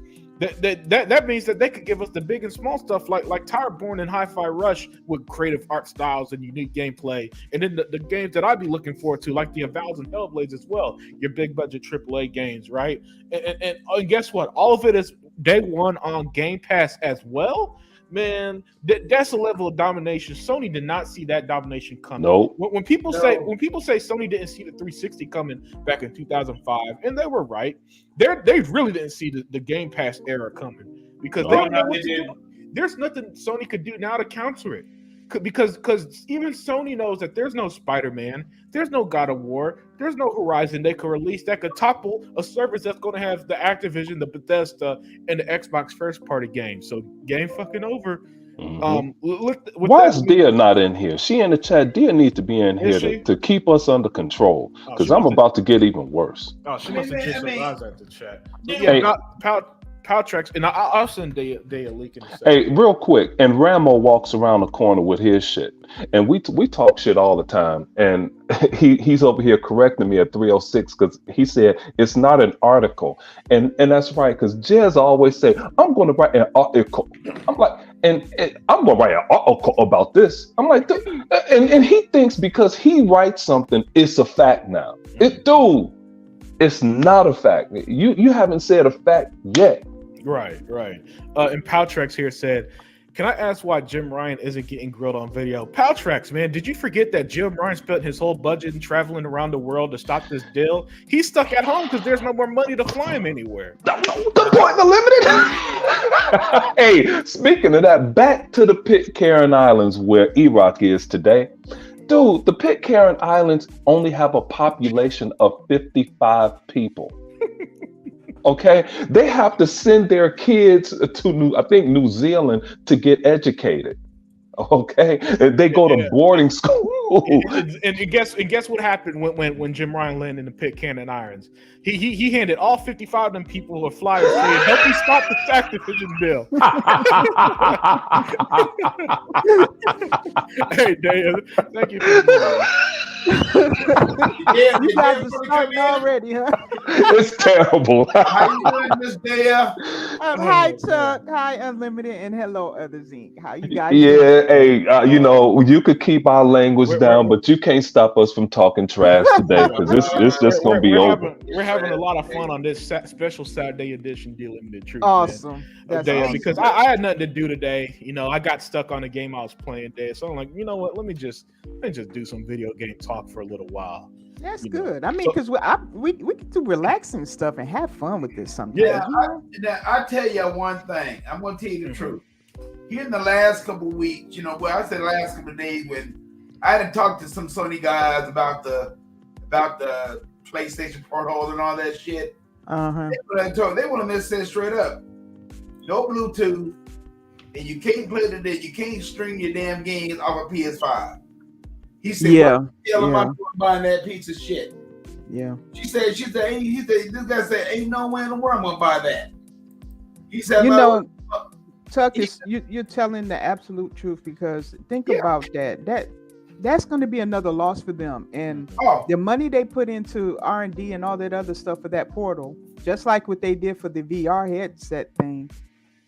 Somebody's using money left and right, aren't they? Sorry about that, Dan. I'm going to mention another thing too.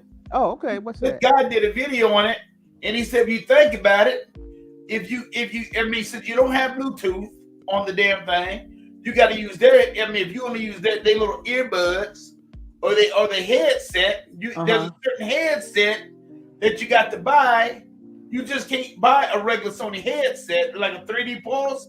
You can't buy that because it's not compatible with it. Wait a minute. Okay, so Sony's own headset for gaming, right? You're talking about for gaming, right? Right. They can't use that on the portal.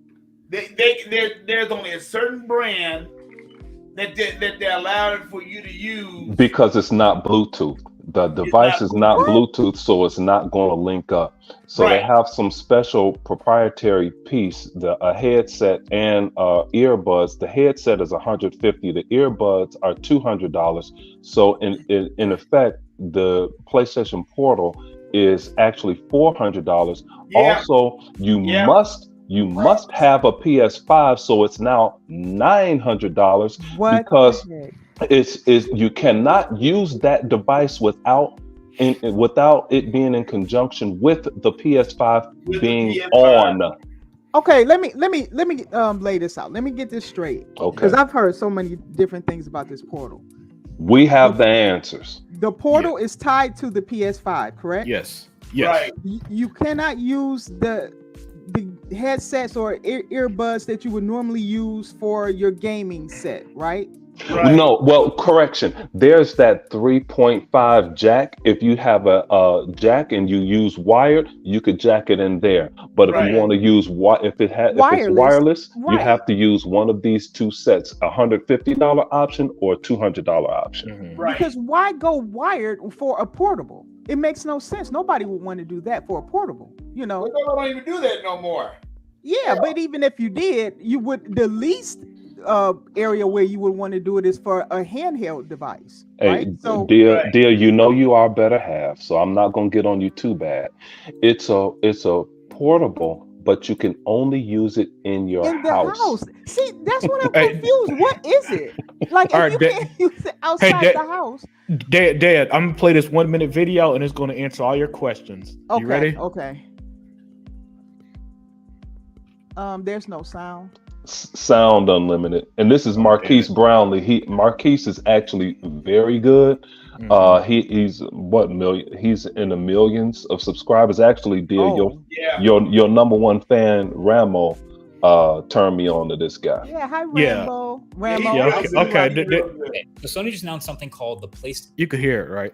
Yeah, now I can. Yeah, we got you. Gaming handheld with an 8-inch screen and DualSense controllers with all the same haptics as a normal controller, so you can experience PS5 games anywhere you go. And it's only $199, which seems pretty sweet. But then the thing is, the more I look into it, the worse it gets. First of all, it is a remote player accessory, so there's no local processing happening. It's not a console. So your PS5 has to be on and connected to the internet to do all the work. All right, fine. But worst of all, by far, is this thing doesn't have Bluetooth, so the only way to use wireless headphones initially is to use some PlayStation Link compatible headset, like the new $200 PlayStation Pulse or earbuds. That might be the most outwardly anti-consumer feature in a new gadget I've seen in a long time.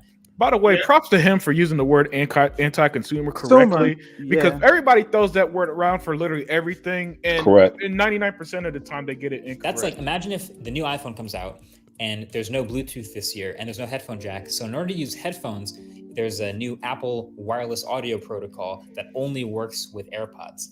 Even for Apple, that would be crazy. And there you go, Dave. Yeah. So hopefully that answers all your questions on. I got one more question. So that means you cannot download games to anything on that. It has to stream from the console, right? Yes, so you can and sorry to cut you off, Daya, but it's even worse than that. You can't play PlayStation Plus subscription games. You got to play the games that are installed on your PlayStation 5. Let me one up Unlimited. So the article that Jez wrote talking about how Sony's PlayStation Cloud is 4K and going to be better than what Microsoft is doing, and he just couldn't believe Sony outpaced Microsoft in this. You can't use their cloud service on this thing either. What? Yeah, that's unbelievable. Yeah. Why would anybody buy it? Exactly. And see, my theory, Daya, is that when it's same with the PlayStation VR 2, Daya, they spent so much on the research and development of these hardware devices that they just figured whatever they get, even if they sell 100,000 of these things, which are very realistic, it'll be that low. at least they'll get something back for it. They don't want to lose everything they put in this, because this is just awful. I mean, if Xbox released this exact same product, everybody right now would be making endless articles about about Xbox, about how terrible it is, because it's legitimately terrible. First of all, you got to be near your PlayStation 5 to play a handheld device. What the? Wow. How does that make any sense? When you get done, I want to do a rant because I'm very upset. Hold on, everybody. The mic is officially Deus. Done. Oh my gosh! Let Dare have it. I just can't. The anti-consumer policies of Sony just never cease to amaze me. It's unbelievable. They are going to fleece their customers, and their customers are going to smile while they do it. At this point, it's become abuse, because I don't think some of these people don't even understand that it's something better on the other side. And because the media blocks that information, if you ask me, they won't ever know. And I mean, you got people like us and others who try to tell people, look, quit looking at it as if you have to have a PlayStation or an Xbox. At the very least, get an Xbox with the PlayStation. That way you can make a decision of what is more deserving of your time. But this is to a point that I'm so glad Microsoft has pulled out ahead, because this would have been our future under Sony. This would have been, because the whole industry goes by what Sony does. So think about where, now, because Microsoft has been starting to dominate and everybody's noticing this now, they don't have as much sway as they did before. So, maybe we got lucky and squeezed through this one, but this is unbelievable that Sony would even have the gall to think that their products is worth this, knowing they're giving people trash. That's nothing. Steam Deck, ROG Ally, and it was some other little cloud device. I can't remember what that was called. All three of those things are 10 times better than what is offered here. Even the all cloud device is better than that, because you know what you're getting for the price point. I just can't believe Sony even dared to do this. And one other thing, hold on for a second. I just want to say, Xbox All In, you need to get in here. I'm so glad you're okay. I was actually worried about you. We hadn't heard from you. I was messaging Unlimited and Sega, man. I was like, hey man, is he all right? Yeah, I was actually concerned. So I'm glad you showed up here, because we was just talking about you and hoping that you were okay. Oh, I just hope he's on the road. Damn it. Oh, sorry. He's on the road. Okay, well, you just stay safe there, and I hope you and your family are doing well. I wanted to take the time to let you know that, since we haven't been able to talk directly. Yeah. And speaking of Maui, I went to Hawaii on spring break in college, my girlfriend and I. But by far the most beautiful place. My eyes have never seen anything look that good ever. And I did not even go to Maui. Oh wow! I was at Diamond Head on Oahu. I did not even visit Maui, and I heard Maui looks better. Yeah, I heard Hawaii is just a beautiful place. It is. Yeah. My parents went out there early this year, and they told me I gotta go. Really? 100%. Wow. Speaking of which, man, I don't really like talking about my personal stuff. But 28 years. Today's my parents' 28 years marriage anniversary. Word up, dude. That is a blessing. Congratulations. Blessing, man. Hey, speaking of that, let's stay there. We ain't talking about my parents, man. No. My parents got lucky and made it to 50 before my dad passed away. But this couple was married for 60 years. And I rode the taxi, my girlfriend and I rode the taxi with this guy in Hawaii, and my girlfriend and his wife went out to do something, and he said, we've been married for 60 years, and this is the greatest years of my life, he said. Now this is an old ass dude that's been married to the same chick for 60 years that said that. I never forgot that, and I was, I think 19 or 20 when I went. Yeah. But anyway, you hear stories like that. No doubt. My mom and dad was, before my mom died, I think they was married for like 65 years. Oh, shoot. Yeah, that's a blessing for all these. Damn. I mean, you know, me and my wife, we've been almost married 24 years in October. Hey, you know what? That's awesome. Hey, Ramo Diaz boy, he and his wife, I think they at 30 or over. Oh wow, that's great. Yeah. Man, y'all killing it, man. Y'all killing it with these marriages. But but that ain't important. That ain't important. We talking about Sony getting away with murder, and these jokers didn't even pull up at Gamescom, and nobody is saying nothing about this. Where is the PlayStation community? Why are they not demanding that Sony do better than this? They up there complaining about Xbox this and Starfield that and all that. They need to be focusing on their own ecosystem and what the heck is going on with Sony. They can't do that, Dale. They can't do it. Yeah, and I'd like to address Vodka's comment here. He said Sony uses their market capital. They help elevate the innovative market leader perception. Right. Yeah, that's that. That's perception. Yeah. 100%. But because they don't make more money. They don't got more games. They don't got the more powerful console. They don't got more studios. They can't afford Activision. They can't afford Bethesda. They got ripped off by Bungie, and Bungie still put their games on Xbox. So, other than shipping 40 million consoles, Vodka has a great point, guys. What does Sony lead in except for that one specific category? And not only that, before somebody else go, I'll give you a little more ammunition off of Unlimited. That not only did Bungie rip off Sony, they canceled their game Factions. Go ahead, everybody. They canceled game?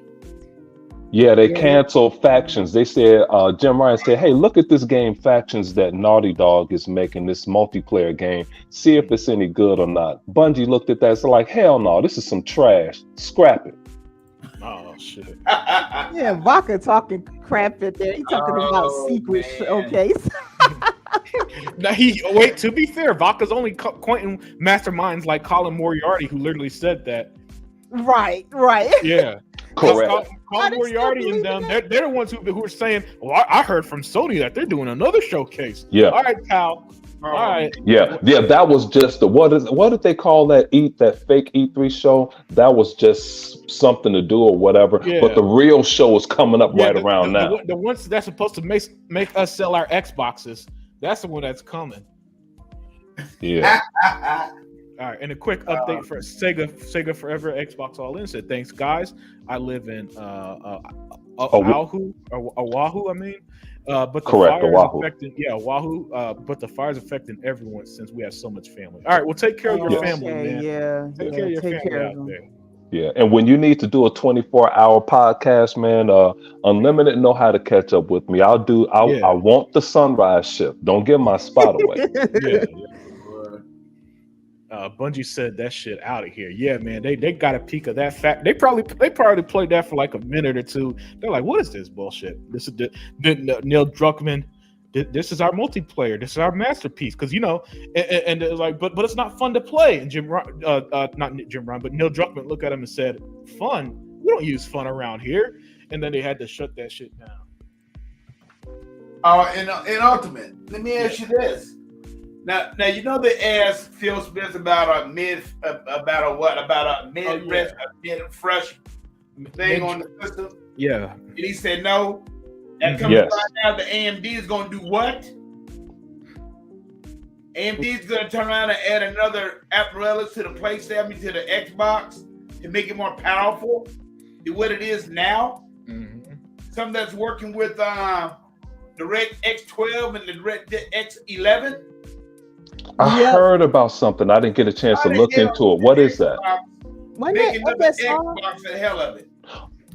Oh, they're opening up. I don't want to get it wrong, but I think you're talking about that stuff for you, dear. That 9090 stuff, DLSS and FSR or something, and stuff like that. Yeah. Yeah. Hey, I don't want to miss the base teacher here at 321. He's speaking about the PlayStation Portal that Dia was going to get. He said, he said it's probably something they were going to release some years back, but didn't have the money because it's old technology. And that's all I see in that thing. It's old. That's old tech. They say, hey man, remember that stuff? Let's manufacture this and send it out. Let me look at the specs for that. I don't even know what tech is in Do the. they just go to show you how? Do they just go to show you how desperate they are for money right about now? Correct, Tuck. Desperate. Also, I want to add that Sony needs to quit acting like they're Nintendo, where they can sell 15, 20-year-old tech and still prosper. Wow. Daya, man. Sony's been stealing for Nintendo before they even started stealing for Xbox. That's really dangerous there. Dude, that was rough. I lost my thought after that. Hey, what's up, Smitty Smith? Oh, hey, Smitty. Woo. Oh, here's another guy. He'll definitely throw me off. He'll say something. Smitty, man, him, Brain G. It's a few in our group, in our chat, man, that just be having me laughing so hard. Oh yeah. And Unlimited, that post with the AMD is on our Instagram. Yeah. I'll watch that video when we're done here. Okay. Louis Frag says so much for RDNA 3. Yeah, I remember that live. Yeah. RDNA 2 wasn't even out yet, and they were saying the PS5 is so advanced. Oh my gosh. Hey, Unlimited, that thing tucks into you. Forward that to me if you can. I'll also shoot that to you, man. Yeah. That's some good stuff, man. I mean, I'm like, damn. I mean, so why should Microsoft even want to even make a refresh? I mean, I love what Phil Spencer said. He said we're more like at the ending of the beginning of this cycle. So we're at the beginning of the ending. And he said, I truly believe that devs got more to work to do with these consoles that's coming out. That they got more work to do with these consoles out now. Yeah, and he's right, because the Series X has not even been remotely close to push to its No. Thank you. Smitty Smith with the $5. He said, fun fact, the Switch has Bluetooth and the PlayStation Portable doesn't. The book. Wow. The reason, and you know what? I was going to Nintendo, who stuck in 1997, has Right. Bluetooth. No. And these are guys who don't let you talk to your kids, even if you lived in the same house with them.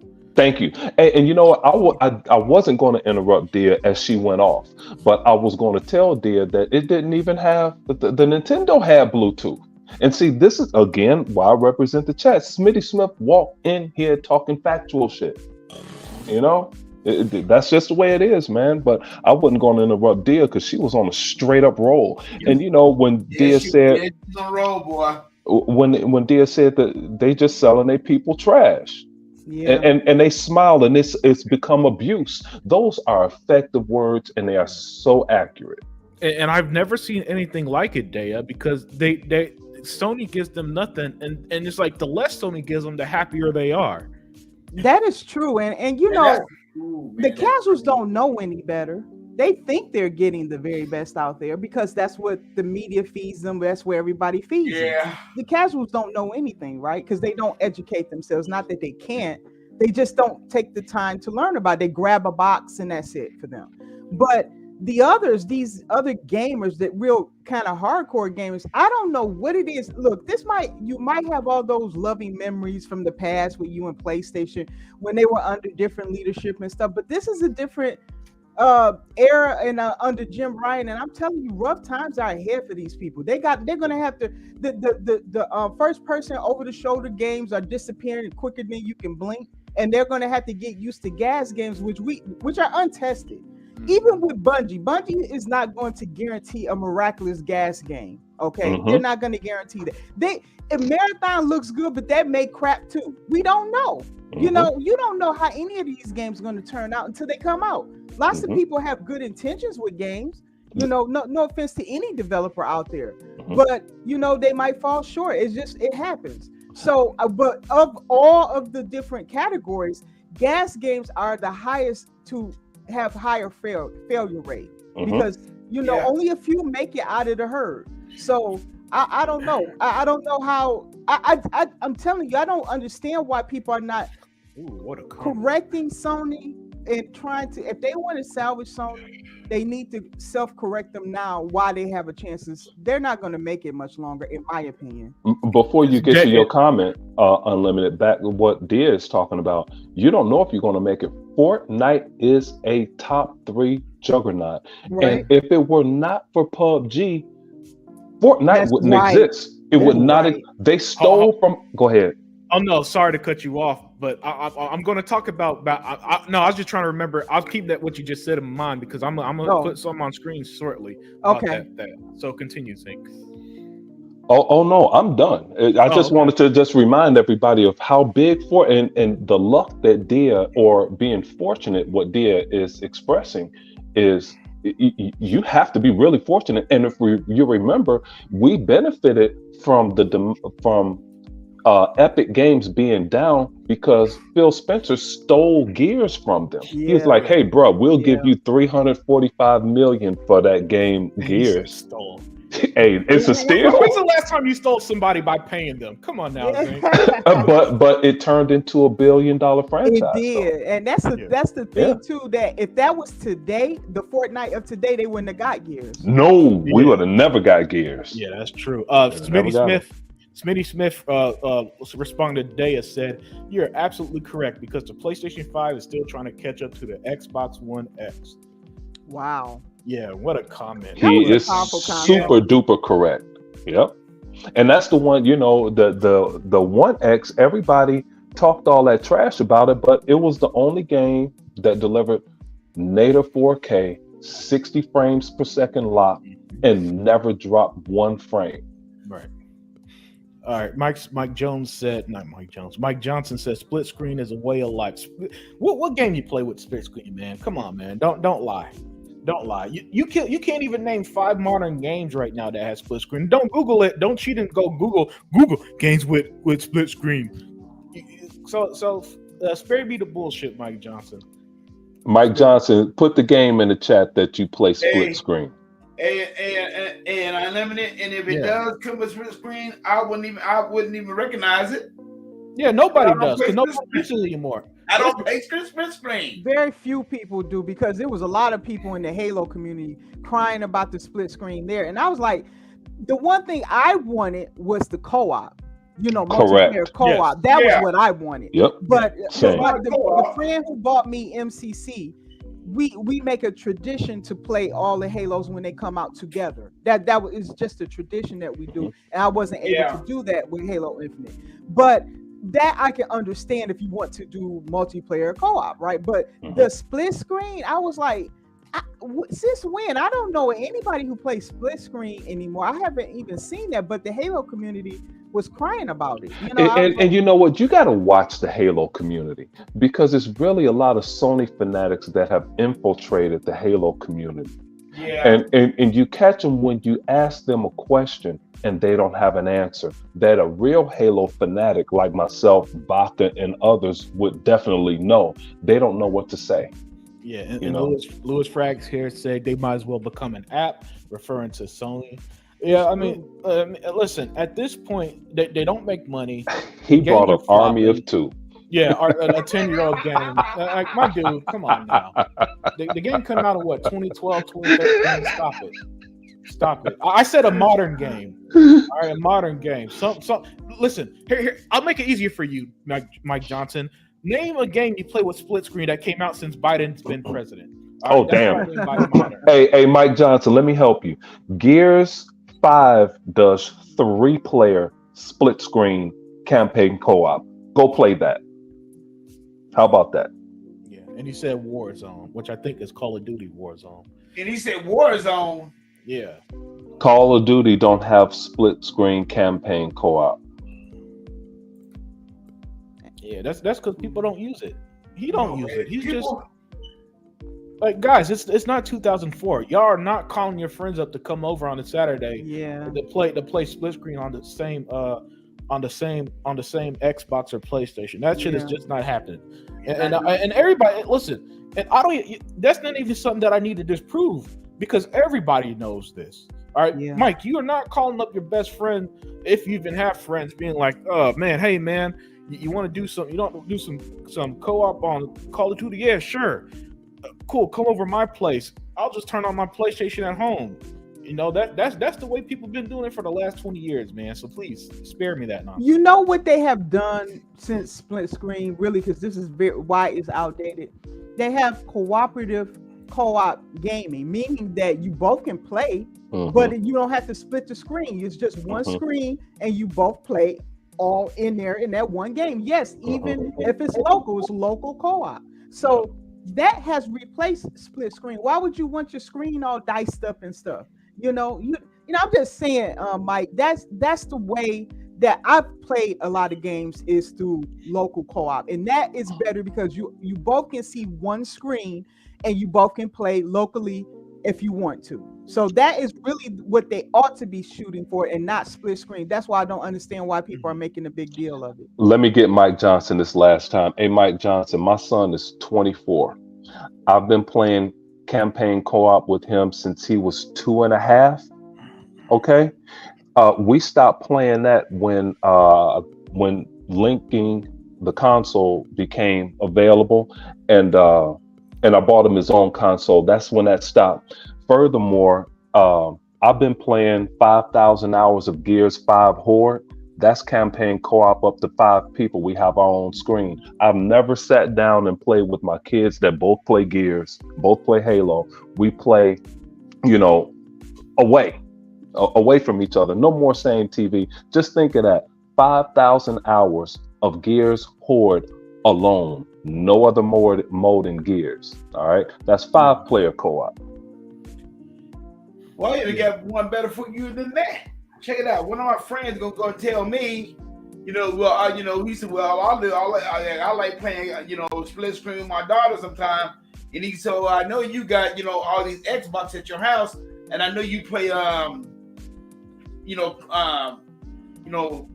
split screen with him. I said, no, I don't. I said, you're doing one damn thing. I got 3 of these son of bitches in my damn house. He can take his ass in another room, get on his profile on the Xbox, and we can play Call of Duty that way.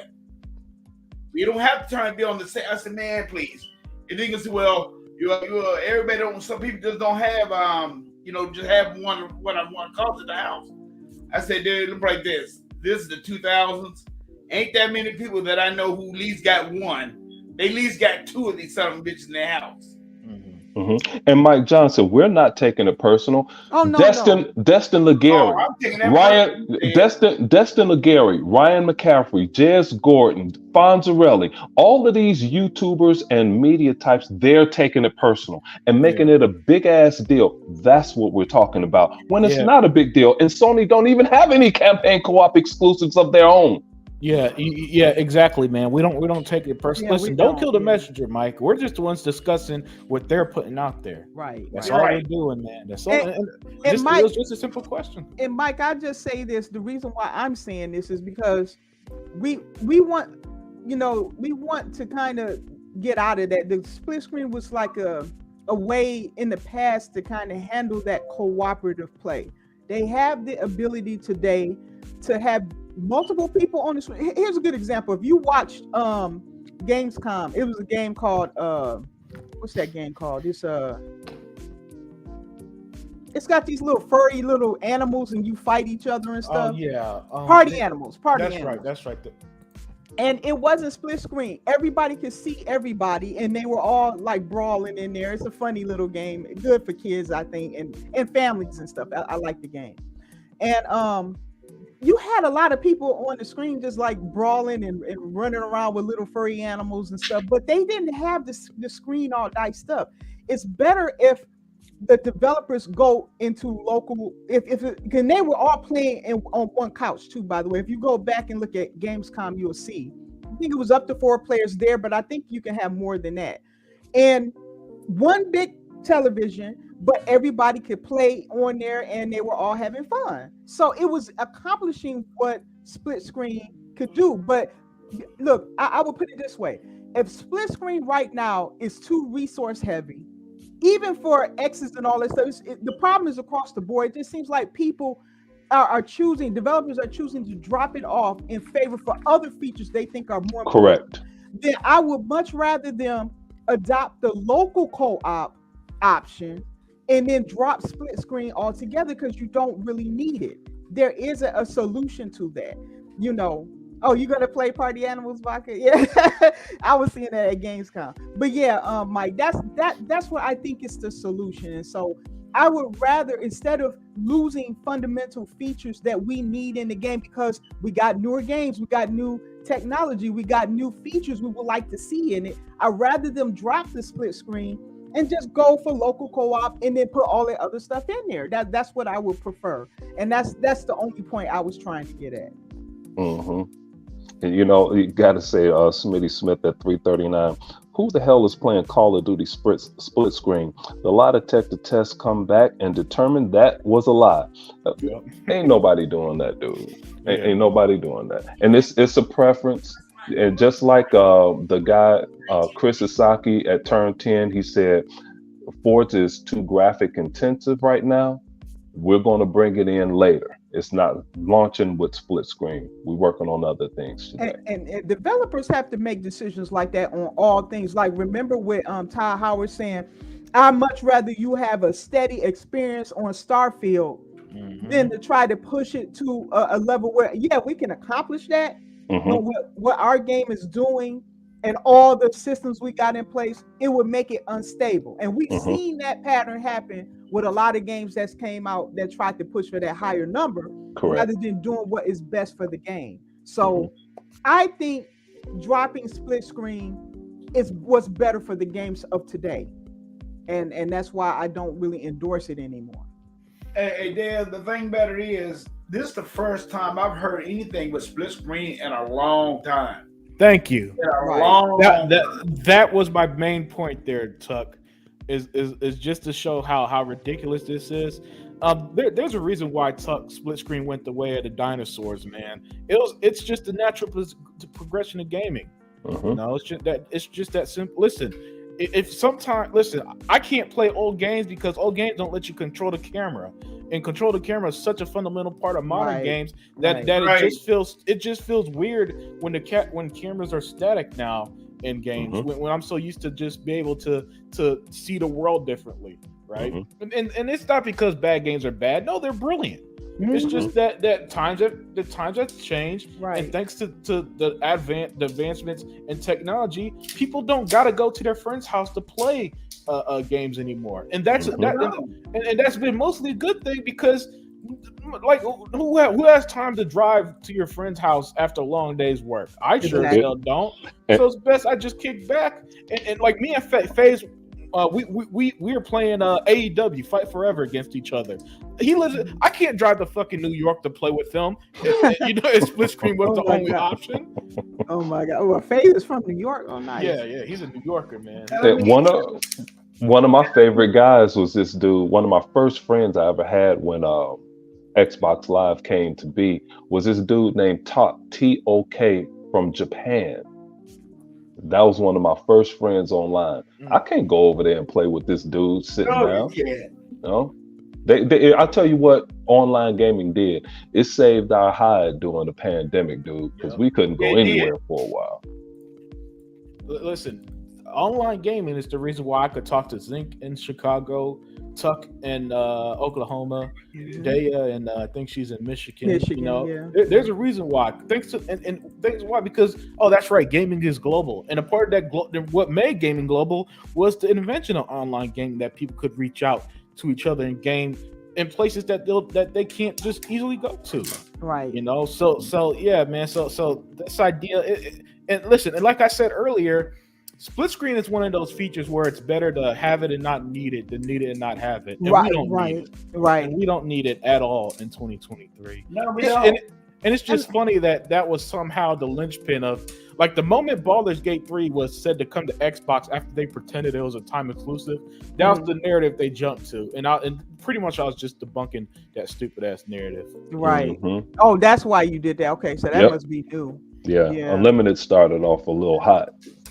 Yeah, because I was like, where did the split screen thing come from again? Because we heard that earlier, but So they think it's the split screen that was holding up the whole thing. Yeah, they want to make it that, and basically, dear, they just making it the story of Gamescom instead of Sony not being at Gamescom. So they turn the negative to us, and they want to say what a tragedy it is.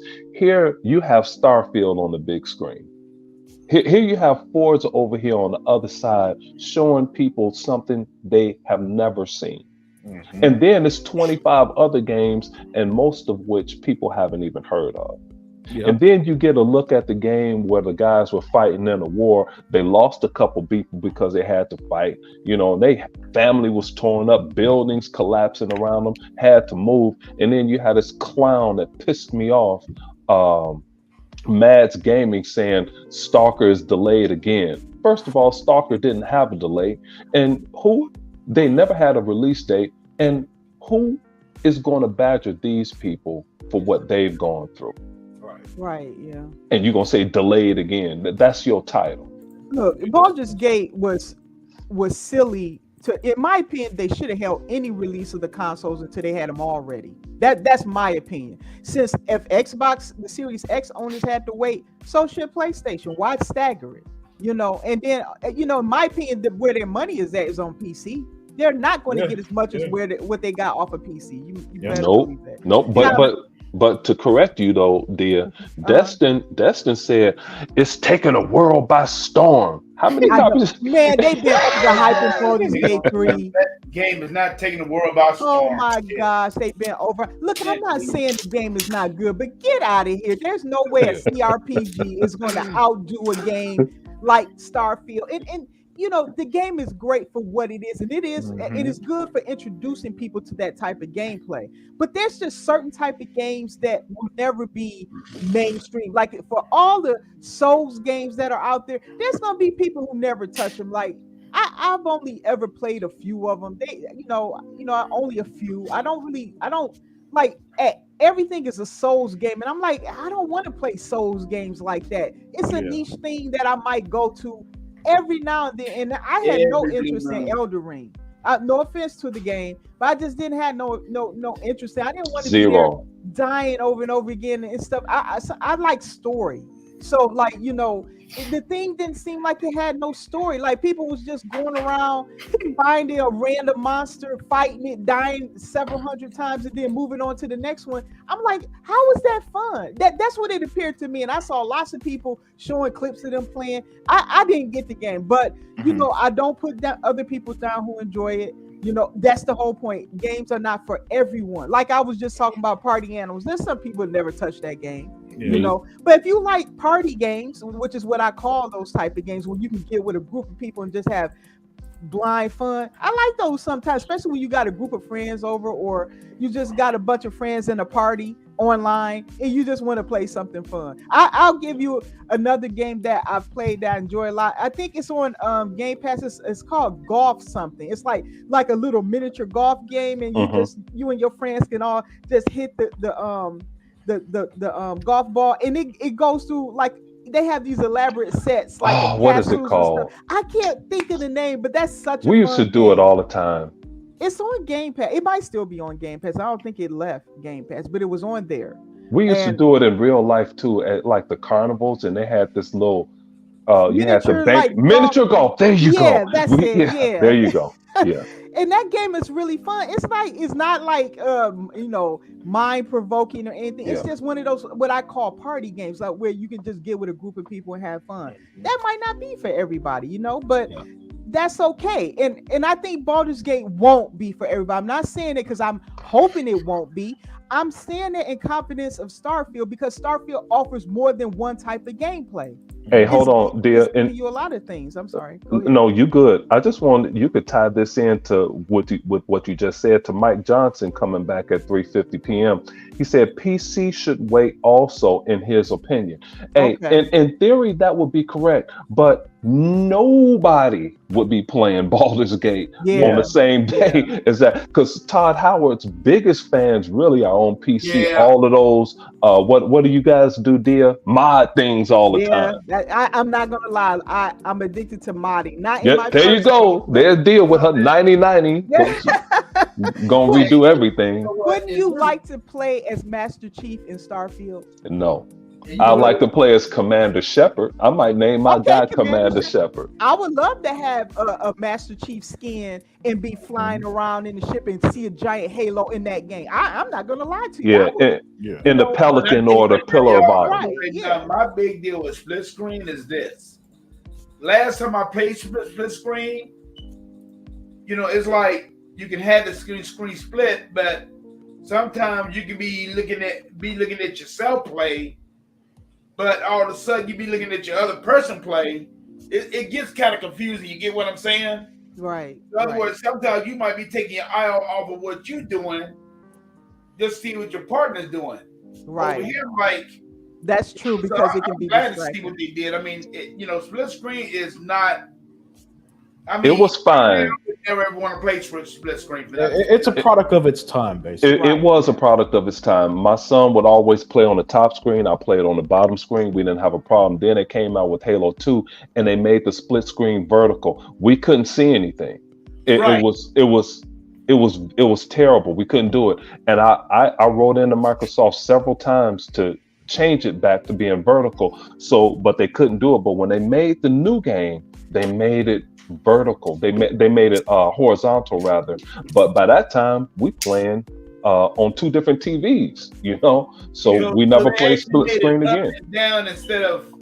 They made it. They switched from horizontal where it was on the top and bottom, and they made it vertical split screen in Halo 2. And my son and I couldn't play it. He could play it, but it was affecting me. I didn't know what was going on. So we did not play Halo 2 campaign co-op until years later. Sega Forever said in reference to Baldur's Gate, it's like people playing Dungeons and Dragons when Stranger Things was released. That didn't last long either. People are saying it's a fad. So it didn't last long. It is, and like I said, I enjoy Dungeons and Dragons, but that's not for everybody. You got to have like some type of history with it to understand, because those games can go a long time too. A long time. So it's not a game that you can just pick up and play. It doesn't work like that. And also they know that, because from what I understand, you can't just pick up and hop into a person's game like Diablo. You have to start that game and finish it together. Hey, and here Unlimited Production just caught Radiance 96 in a lot. He said Baldur's Gate 3 is good, but not that good, as Dia is saying.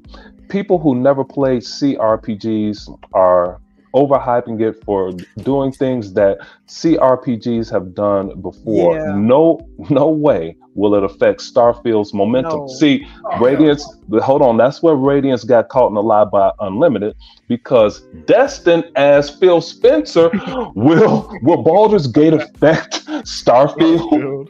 Wow, he asked him a question like, yes, dear. That's his time to shine in his game. Thank you. Why would you ask him a question like that?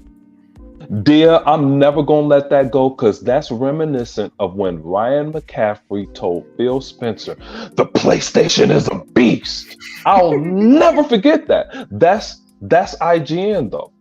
That's why I don't want somebody telling me Destin is not a pony, because he is a pony. He's a pony in disguise. But wait, Zinc. He said that he's a self-professed Xbox fanboy. Literally his words. No, he isn't. Thank you, Dia. That was smooth. Dia said, no, he isn't. I mean, even I know that. And that's, like, I'm like, be honest about it. If there's genuinely people who like both consoles for different reasons. Some people say they love Xbox for multiplayer. Okay. And I can tell that that's what they use it. They like their multiplayer games. They don't think about nothing else. They think about an Xbox. Then for the exclusives that they may have gotten used to and got invested in, maybe a Spider-Man or something, then they love PlayStation. That's fair. That's a fair assessment to me, because I can see where they're coming from. Yeah, right. What I think is disingenuous that when they're like, there's nothing on the competitor side, but everything is on one side. Like, that's when I'm like, come on. That's why I don't fault anybody who likes the Sony style games, because I'm not saying I don't. I like different types of gameplay. Okay. Dia likes movies. I like a little bit of. Actually, I like a little bit of everything. I like. Dia likes Dia likes press triangle to move log. The stuff that drives me crazy. If you want to piss off Unlimited, make me chop wood in games, or press triangle to get the or make me watch a lot of scene. You know what, Nick? I want you to do like a city builder or something. Now I'm gonna have to watch you do a city. You watch your mouth. I was about to download. What's that game that they shadow dropped Unlimited? Age of Empires 4? Yeah, I was just about to download that, and I said, "Do I have time to play this before Starfield?" Starfield, yeah. I've been keeping my eyes out for City Skylines too, but shoot, all I can think about is Starfield. To be honest, I can't think of anything else. Yeah. I haven't even been motivated to play nothing else. Like nobody's seen me get on that Xbox because ain't nothing motivate me. I hate to say that. I know it's a lot of games in Game Pass. I just keep thinking about Starfield. I can't help it. I'm trying to beat this game Atlas Fallen before it comes out. I don't think I'm going to beat it by Thursday because I got the Constellation Edition that's been arriving next week. So you're going to have to do a show. We're going to have a show, Unlimited unboxing. Unboxing. I want to see the watch. I want to see that. Yeah, so I can't see myself beating it by then, but I'm still having a blast with the game. It's another one of them games that if you check the review, I don't think it reviewed that well. I don't know what the review score is, but my gut is telling me it didn't review well that I love because the gameplay is just so damn fun with it, man. It's just so fun. Go ahead. Unlimited. I think Louis Frag at 357 said, "Bruh, laugh out loud" because of what the question that Phil Spencer asked. I know. Only Xbox execs get asked these questions. Yes. I mean, I'm surprised nobody asked Peter Hines over Gamescom if it was coming to PlayStation 5. I'm stunned he didn't get that question asked him once. Oh my God! If one of them had said that at Gamescom, I think I would have screamed. You would have just heard me scream. They 12 hours ago, Game Rants put out an article asking if Starfield will be on PS5. So I don't know what it is. I gotta read that. That can't be real. Starfield made these guys lose their mind because they are just. I've never seen a game get port begged this hard in my life. Where even 1 second, guys, my sister called me. Take over Zinc and Dea for. Don't you Unlimited should have never left. Hey, Dea, back to Unlimited and his bullshit. I think Unlimited modded this screen here because there's no way Game Rant said that. I know. I can't believe at this late hour they're still asking for Starfield to be on PS5. Like, how many ways can they say it's never going there? We need Aaron Greenberg to tell them this. Oh my! Even the PlayStation people have started figuring this out. Yep, you tell them, Tuck. You tell them. Look, they figured it out because people are buying Series X's and S's now. Those things are flying off the shelves. Hey, Dad, I want to ask you, Craig. You got your hard drive yet? I do. I bought a storage drive for my Series X. Hold on. Wait, Tuck. Say that question again, Tuck. I said I just got mine the other day. You did from Amazon. Yeah, I did too. I got mine from there. Yep. So $127. $120. Yeah. Oh, this is a SSD you got? Yeah. Okay. All right. Because the of course everything played better on that, but Forza, you could only use an SSD on that thing. Yeah. Even on your 9090 deal. Yeah, I know. That's why. Yeah, because I got to get some more storage on my PC. But I was like, I need more storage for the Series X anyway, because that's why I've been juggling my games around. And I said, look, Starfield's too big, and then Forza's after that, and they both require an SSD. Unlike Ratchet and Clank, this is the real deal. It's going to require that. So I made sure to go out there, and I got proprietary SSD. I made sure it was the legit, So I'm like, I ain't doing nothing else. I'm getting the exact SSD I need to get for gameplay. Your boy Ramo had to get a separate SSD just for his flight simulator because he has so much DLC from Flight Simulator. He just like, I might as well just go ahead and get this one just for that.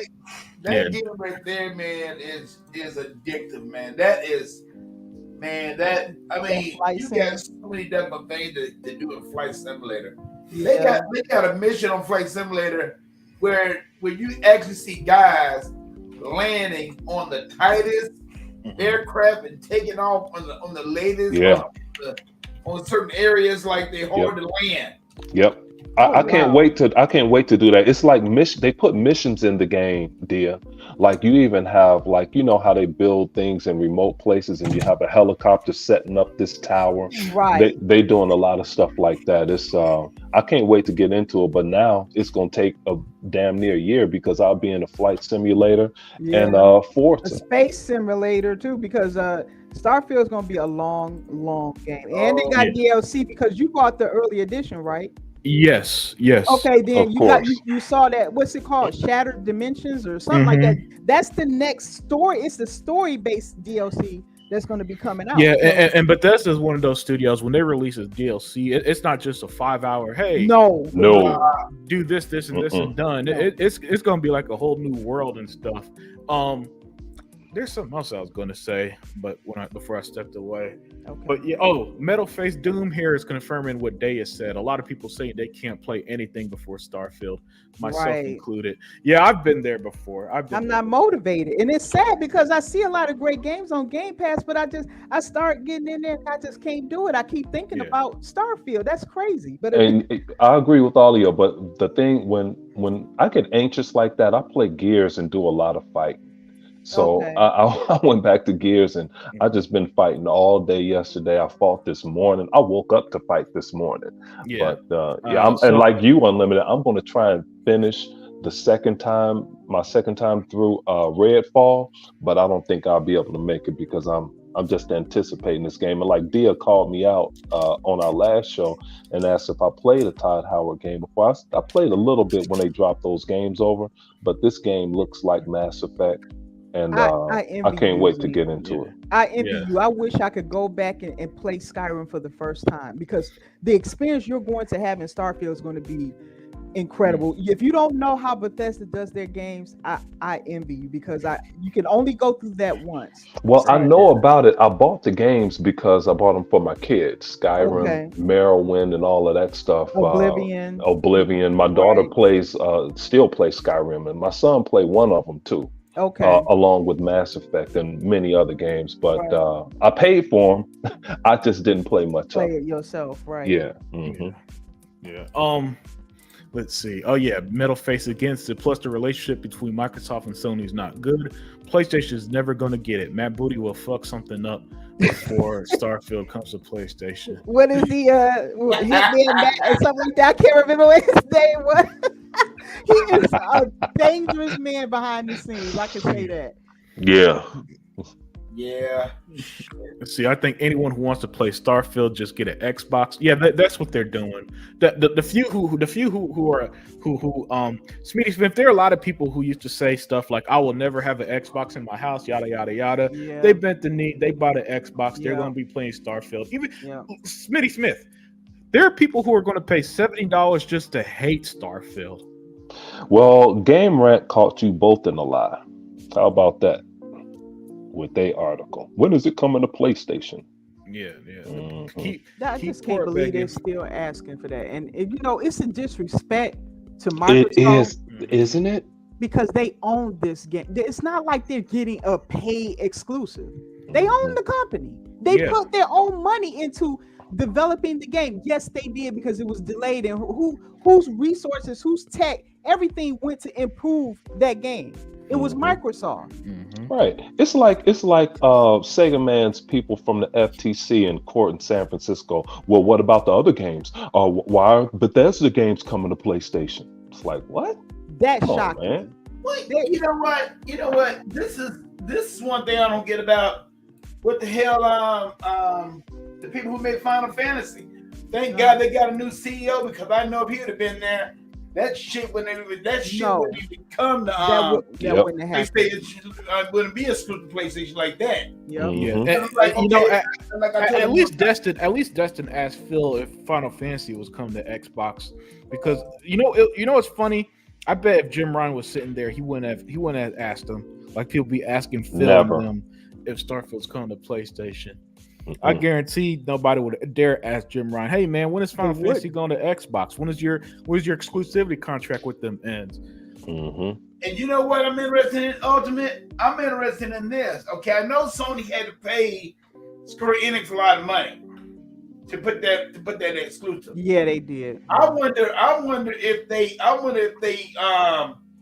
didn't pay Square Enix all the money that they owed them. So it might have been that way. Because they mad about because they mad. They're mad because that game didn't sell well. Man, and it's locked up, and it's just stuck there. And then by the time it comes out, people have long moved on. And that's that you never do that with your mainline franchise, especially if you have a fan base spread all over. You never do that. Yeah, somebody is lying because the game only sold 3 million units, and they supposedly have 40 million units out there. Well, that's what I'm saying. They lying. And soon as that one CEO left, immediately here comes a deal with their biggest Final Fantasy game, and Phil Spencer. So yeah, it's gonna be online next year. So look at that one. Yeah, you see all the. I'm sorry. Yeah, go ahead, Dave. Okay. Dr. Vaca says you see all the photos of people in Japan saying they got the Series X with Starfield on the box, with their Starfield controllers, and in Japan. See, this is why I like the chat, dude. And Dr. Vaca, we know he ain't shit. Now I didn't know this, So now we have more ammunition. I can't wait to see this myself here. I'm just gonna be more of an ass. Yeah, can you see if you can find that? Because I like to see that myself. The Japanese guys. Yeah. Oh man, send it to me. I would love to see that right now, boy. Nobody has said anything about that. No. Yeah. I didn't even think Japan was going to even play Starfield. It's almost like nobody was talking about it over there. Well, we don't live in Japan, so we can't say what nobody's talking about in a country that's thousands of miles away. Okay. Here's one example that he was talking about. You got this Japanese guy here. Okay. He said, "At last, so great to meet Xbox. It's my first time." Oh, and no. you see, he got the controller. Wow. Oh no! Wow. Wow. Hold on. Let me read this hater. Let me read this hating ass comment. Mick said they ain't playing. Microsoft is giving out free consoles to stay relevant. Get off my ass, man. Oh my gosh. You a hater, Mick. You a hater, homie. That's a hilarious hating ass comment. I'm not gonna lie, that's funny. That's their type of game over there. That's really their type of game. Oh my goodness gracious. Yeah. Hey, look, Tuck. Like games like that. Yeah, hey Tuck. Since Japanese games start making these because remember Tuck.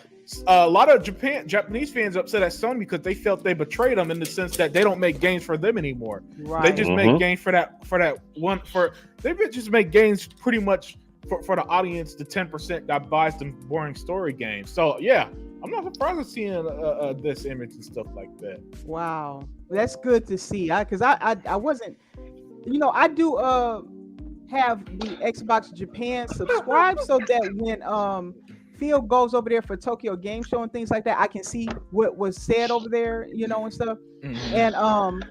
And I hadn't seen anything on the Xbox Japan channel about that. Nothing, So. Hey, dear, hold on, Tuck. I can't.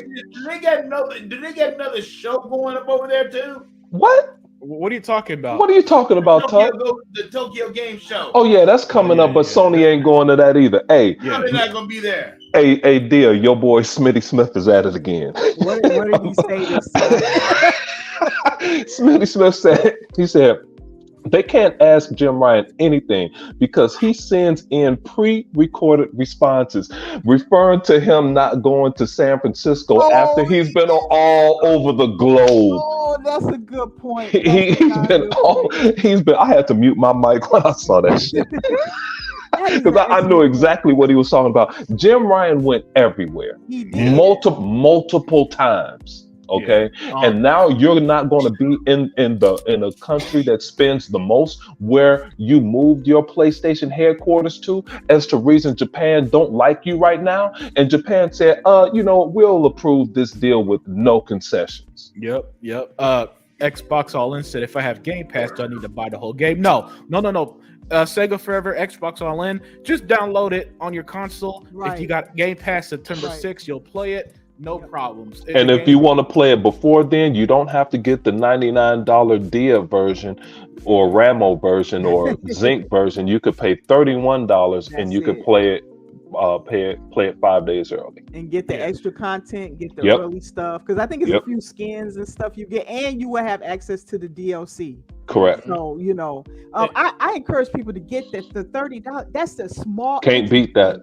For a game that big. So and listen, I guarantee Starfield's going to have the same success Forza Horizon did when it had. Yes. Because remember, Forza Day had the same ding back in did. 2021. As a matter of fact, I think current Forza has the same. Hey, deal too. Gears did the same thing, except for that version cost us $100-something, and 3.5 million people were playing it a week early because we all bought the premium edition, and then the following weekend, another 3 million people bought Gears. This Gears 5, and it was in Game Pass. Yeah, and Tuck, if you see on screen, PlayStation won't have presence at Tokyo Game Show 2023. They don't.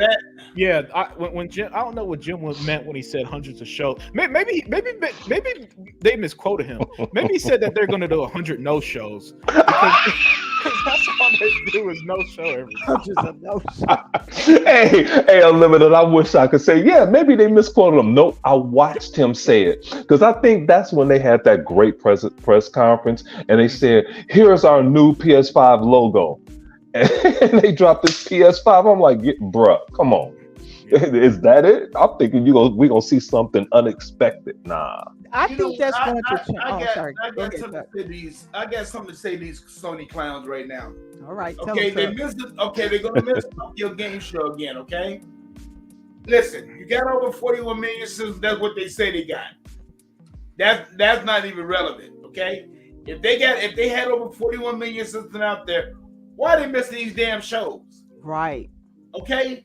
You got one of my partners turned and tell me that they got 6 million VR, which I called his ass. No. Yeah. So, I was gonna say, what a liar.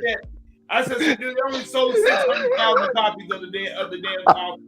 6 million. Hey, dear, you hear Unlimited? I know. He almost lost his mind. And this is what I told them. If they had over 4 million VR headsets out there, would their investors be happy? No, yes, their investors would be happy. So they would be happy with that. So what the hell are you talking about? So I'm just telling you, if they don't got money to go nowhere right now, their money is strapped. They don't have the money. They wasted it. Go nowhere, you ain't going nowhere. They wasted it on the VR, and now the portal is going to fail. And here's the thing: Microsoft have done research and development for products we don't see. Every major company does it, but the difference is Microsoft ain't scratched their cash. Xbox first of all, we already know that Xbox is its own brand or pretty much runs its own self at this point. Which has been confirmed so many damn times. I don't even know why people keep pretending that Xbox is still somehow being supported. Like people be talking about Xbox like Microsoft gives them child support checks or something, right? Like that's the only way they could afford anything. And I'm like, dude, Phil, everybody has said this. Satya Nadella, everybody has said the damn company pretty much runs itself at this point, right? They're just under the Microsoft umbrella. I think they're confusing the acquisitions, and the difference between that is because Nadella has an interest in the cloud tech that and the expertise that ABK is going to bring to the table.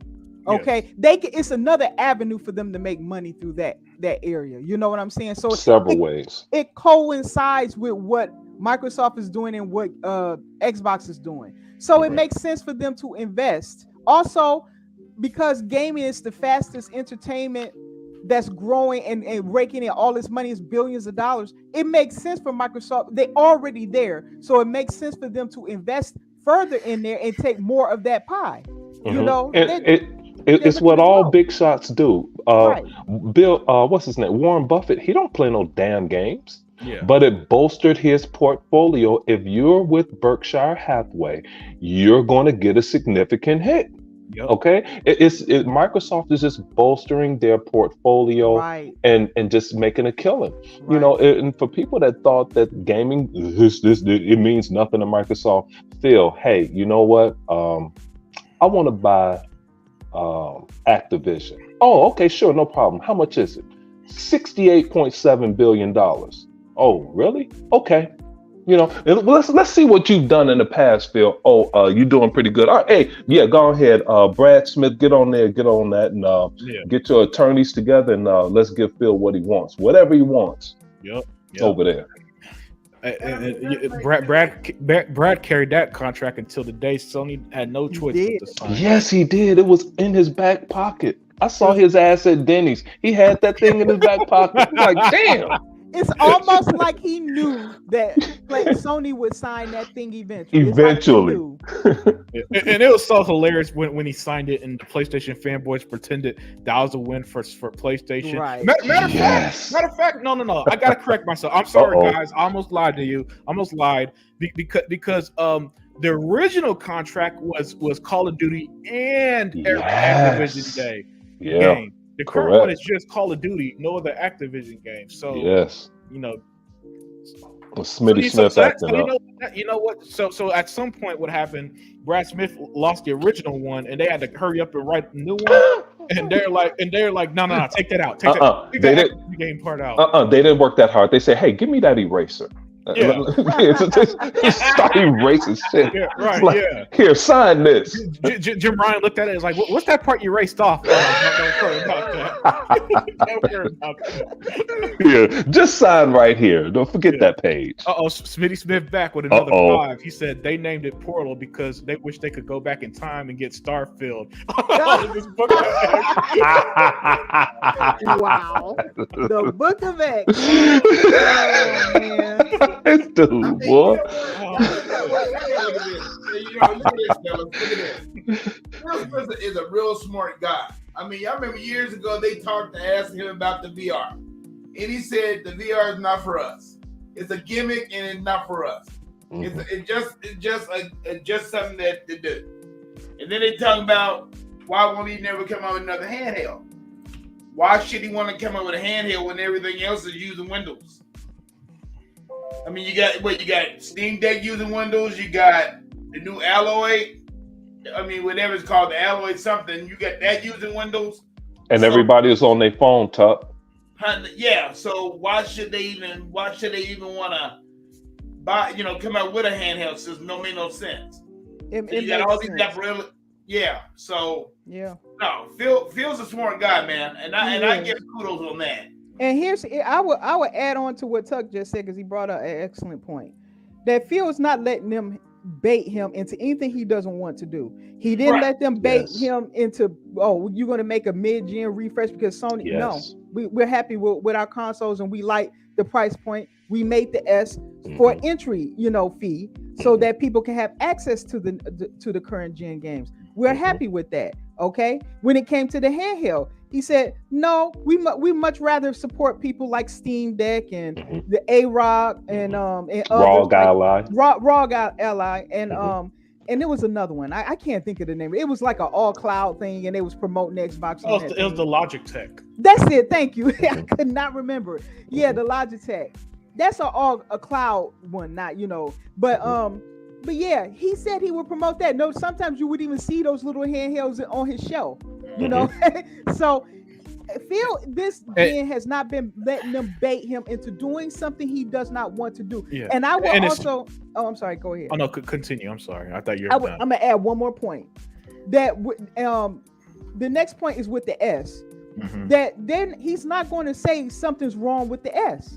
Because nothing's wrong with the S. He said, like, even some of our companies didn't include everything. Like, for instance, when I'll give you this, he didn't say this, but like when Halo dropped the split screen, or when Forza did, they make that decision based on how they want to make the game. So he was like, yes, we want parity, meaning that you don't want it to be drastically different from the Xbox version, like somebody's getting a lesser experience in total. But for some features that's missing because it's not that important, that's fine. He said I was fine with that. We never said that they had to do it like that. So he clarified that, you know, and he didn't let them bait him into saying that the S was a weak console. So I just wanted to say that Phil's been standing his ground on his points. Yeah, and here's the thing. Daya. Two things. One, Phil started as a PC gamer, and he understands that with PC, different graphic cards and all that stuff runs games differently, and yet they all run fine, right? And so the same applies to the S and the X, right? And two, you know, they don't have to see hardware is expensive. And by supporting these cloud machines, they don't got to spend money to make them. They just got to put their software on them, and boom, they rake in the profits. Because again, software is what makes the money, right? We all know this. And they don't got to get bogged down by the development of more hardware that Sony's bogging themselves down with the VR2 and the PlayStation Portal, right? So teaming up with Steam or Logitech or Asus, who I believe makes that other device, or Samsung by putting Game Pass on TV. I forgot about that. By doing that, they save themselves a lot of money, but people are still playing their games on the hardware, on hardware that they don't gotta, that they're not breaking the bank for. Win-win situation, right? So I just want to add that to what you're saying. That's an excellent point, Unlimited. Excellent. And that's true. I mean, you know, plus, you know, you look at this too, you know, like the what's the other VR headset they got out now? The Optimus Rift and all that stuff. Oh, the Oculus. VR. The Oculus. Yeah, they using the Xbox controller. Mm-hmm. Yeah, they so make it if they want to use the Xbox controller, they can use it. Yep. And Tuck again, that's why Xbox stays winning. Phil, by the way, Phil even said in the interview, and again, Phil's interview makes for excellent content because I could just quote him or paraphrase what he says, right? And what he say? Oh, I'm not worried about sales because I just want people to play our games anywhere. You know, the console, your phone, the tablet, the cloud ones, your PC, your TV, play Xbox games. I don't care, just play them, right? And that's how we measure, and that's our version of success. You know, our success is, hey, Forza Horizon 5 and Sea of Thieves both got what? 33 million players. Phil does not care that only 20 of them are on console and the rest are elsewhere. Right. And they spending money all the time. Yeah, exactly. That's exactly Zinc. You know, and so when Sony does this, hey, we sold 40 million consoles, it don't mean nothing to nobody because the game has changed. You can't tell everybody. And no, Mike, everywhere should not include PlayStation, man. I know you like your PlayStation, and here's the thing about Mr. Mike Johnson. You know, I don't got issue with him disagreeing, but dude, just because I disagree with you does not mean I'm gonna be like, yeah, you got a good point when you don't. No. Man, everywhere does not. Listen, Mike, because you seem like the type who think when Phil says people play everywhere, it's a literal statement on every console. People play everywhere means play where I choose to put Game Pass on. And you know something, Unlimited, to answer your question even better. Metal Face Doom and somebody else I think it was Louis Frag. Mike Johnson, we know you a pony, bro. You can't slip this chat, okay? This chat have our mentality, all right? Metal Face Doom over here, 417, he was like, Mike Johnson is a pony. Okay, over here, port begging, and Louis Frag called him out earlier. I can't find it. He was like, we ain't thinking about this. Yeah. You know, it said something, but you know, he ain't. Mike, you're not slick, bro. Yeah, Mike. Until the day I see Spider-Man, God of War, and all that stuff on PlayStation, maybe, and even then I won't agree. But maybe then I'll concede. But nah, man. And here's the thing: Satya Nadella said in the court, and this was the one that took place here in the U.S. You know, I'd rather, you know, I mean, we're not in the business. I mean, we're in the business of exclusives. Our gaming isn't in the business of exclusives, so it doesn't make sense to not have any. Right. And Faded Blaze says to thank Faded for the $2. Starfield is on PlayStation YouTube app. Well, day one. Day one. Like what Amadella said too. He said, "Do I like exclusivity?" No. No. But that's not the business they're in. Right. On here, but that's the way it goes. Hey, Yeah, this yeah. keeps. I actually agree with that. And chat, do me a favor. Don't attack Mike Jones. I see you said nobody likes you, Mike. And the reason why I don't like you guys attacking, because I ain't trying to have one of them shitty communities where everybody just pile on each other. Right. Disagree, please. Don't. I mean, I meant to say disagree with Mike all you want. Just do me a favor. Try not to attack him. Yeah, that's the only thing I ask you, chat. Mike has been respectful. I personally have no problem with Mike being there. Yeah. He ain't one of them liars. The Phil Spencer's a liar guys on the 50 PlayStation sold 50 million. He ain't one of them dudes. Yeah. And see, this is why we don't show our faces on the screen. Because I'm going to speak for E-Rock and Tuckmaster. That's why we fight all the time. Y'all don't know that. We fight all the time because I want y'all to destroy Mike Johnson in there. So I'm different with Bendia, our better half and Unlimited. And E-Rock actually want you guys to send. It's this one island over there around New Zealand also. And it's nothing but snakes on there. It's one of the most dangerous islands. Hey man, it's terrible over there. It's this one gold snake over there that's the worst one. And actually, E-Rock just texted me and said, drop Mike Johnson off over there on that island with the snakes on it. Well, there you go. Here's the thing I have with that. Be glad I'm the host, man, because I don't like right. Yeah, and it's not tough. Yeah.